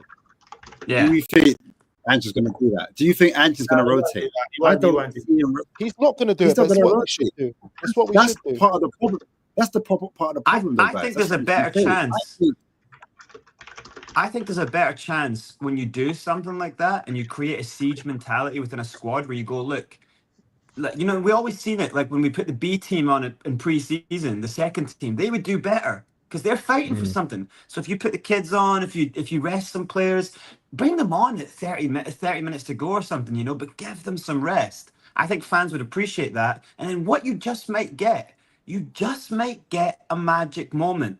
And what else is there to lose right now? What else is there to lose? Yeah. If Will Lancashire scores a goal, what do we lose? We only gain in that situation. We're going to lose the game anyway. I just don't see him doing it. I'm being honest. Like, won't No, do I it. don't see him doing it. You're right. Yeah, he won't. just Yeah, don't he see won't. him doing it. I think Definitely won't. he doesn't trust the youth. If I'm being totally honest, like the likes of Lancashire. And yet If he did trust his youth, squad is surviving on the youth. Yeah, yeah, it's mad. yeah, I yeah, think if yeah, he did yeah. trust some of the youngsters, Donnelly wouldn't have gone out on loan. Who else went out on loan? There's a bag of them that went out on loan. So Divine- I I don't think know. Divine, who was also brilliant Yeah. pre-season. Fine. Yeah, a lot of those players. We When could be remember doing when with we were in them the now. preseason, when we were in the preseason, everyone could see the clear distinction between the youth team and the senior team. When the youth team was playing, they were popping it about. Boom, boom, boom, boom, boom. When the senior team played, it was like a drop off. I was like, what's going on here? Like, This is Yeah. exactly what I was saying before. so the manager's seeing it and he's like, nah, that ain't the move. That's why I'm saying the whole Lancashire conversation, I can't really see him playing him as a number 9 and starting him. You'll keep him around, don't get me wrong, but look, he brought him on with what? 3 minutes to go? He brought him on the 94th minute. I know. It's just So Yeah. that would Yeah. lead me to think insane. that maybe like Brentford is a pipe dream again. Like, I don't think he will play against Brentford, even That's though what, like, but that's a lot what I of the mean, Ash. That's what I mean. If Whoa. if he starts, say Freudian slip. Say he starts just that who you Everton are, mate. game. Say he starts that Everton game and he just goes with Mikey, Yang, and Lancashire. We lose the first half 3-0 anyway. If at least he could have said, "Well, I put all these but he kids didn't think on," we and would lose it at was first half 3-0 before the game, did he? Of course. But say he does that. Say we lose that 3-half, and then he brings on in the second half the players. At least they've got 45 minutes respite. He buys that 45 minutes, and say they come on more energized. They haven't played the whole game trying to rescue someone. Say they get something out of the game. You know what I mean? Like, say Lancashire snatches a goal in the first half. Like, there's all these little things. If you never accept that magic can happen, like if you never think like a big moment can happen, it can never happen. Like, you stop it from happening. Like, he stops any phenomenality from happening. Phenomenality is happening because Spence has played, Bergval's played, Mikey Moore's, you know what I mean? Like, we're seeing magic moments, but it's being overshadowed by dreadful form. He should be leaning into the magic, going, look, my squad. When else would you get excuses to go, oh, Kulu's so dead. We've got to give this kid Yang, or we've got to get Lancashire in there because Richie can't play right. He's got the excuses to use them. He would get away with it. So he'll never get those chances again to do that, So why not do it now? It's a free hit. And then you just might realize that there's something magical in them. Otherwise, why are they around? I think Andrew would rather play Son in the 9 than play Lancashire in the 9. Well, he's shown that. I know. He's shown that the last couple of And games. Son But has not got the physicality. And I'm like, bro, can you not see the profile of the player? Yeah, but Ash, wait a minute. I agree with what you're saying, but as well, Son as well did get 17 goals last season playing in the 9. But Lancashire would have got 17 I hear that. I think Son is like, you see how Man United played the 2-10s and then they got a striker. Because remember, Son come out and said, I'm not a striker, guys. I'm not a striker. I'm being honest, I'm not. Just buy a striker. But I think Son's better. You know the width of the box on the edge. Like today when he was inside, feet, fast feet, boom. He looked good at doing that. When you're playing them out wide, broski, you see what I'm saying? Yeah. For me, that's misprofiling him. Do you know what I mean? I think start him on the edge of the box, get him in those type of pockets and those half spaces, let him do his damage. I think in the last few weeks, if you look at his average position, it's a lot more central. It's not as wide as it was earlier in the season. I don't know. I've seen him drop deep in that wide position to receive the ball backwards, especially that Leicester game. I've seen that. I've seen the ball, and I'm like, oh no, stay higher. How many times today in Leicester game was he in that Sonny zone? He had a few shots. He nearly scored a few times. So there. Yeah, but I think that was. I don't know if that was by design or. I think it was. It was. If it was that by design, then thumbs up. No. I'm saying with that point, if it was by design, they need to keep doing that because I think that's where Slot went right when he moved Salah inside into inside forwards rather than use him as a touchline winger because he's 32. If you look at our average positions, I don't know about this game. I haven't looked, but Sonny's like the furthest player forward, a bit more central. Yeah, all right, cool. Let's stay with that. Yeah, but then why did he move him into the number 9 position when Richie went off? That's my bugbear. Yeah, So that for me was nuts. That was, to me, I'm like, bro, no, why? You had it right before. Someone's doing damage. Why do you now move him? Like, do you know what I mean? So you think the best thing he should have done in that moment was to move Kulusevski as the number 9? Yeah. Like he did against Bayern Munich in the friendly. You know what I'm saying? He's like, I didn't want to play Kulu there, but I was forced to play him as a false 9. He's got more physicality, more about a bit about. I'm saying, to me, that makes more sense. And then maybe you have Mikey Moore on the right. Do you know what I mean? But you have them all tucked in. Son tucked in the left, Mikey Moore tucked into the right, playing off Kulu. Then you could fit an extra midfielder in there. And I'm like, Ange, like, if you don't want to play the youth, then kind of mix it up in that way. Son, I don't know, like he looks like he's gets swallowed if he's got to hold up the play and face big centre back. This is what he does, though. This is what he does. When you kind of think like that, and you're like, whoa, God, Sonny's actually having a pretty good. He looks like he's coming back to him. He looks like he's doing well out there, and then bang, he moves him inside. You know, in games where I think it was the Tamworth game or whatever, or Everton, I don't know, like Mikey Moore was having an amazing second half, right? You know, and it goes bang, I'm taking him off now. It's like, why?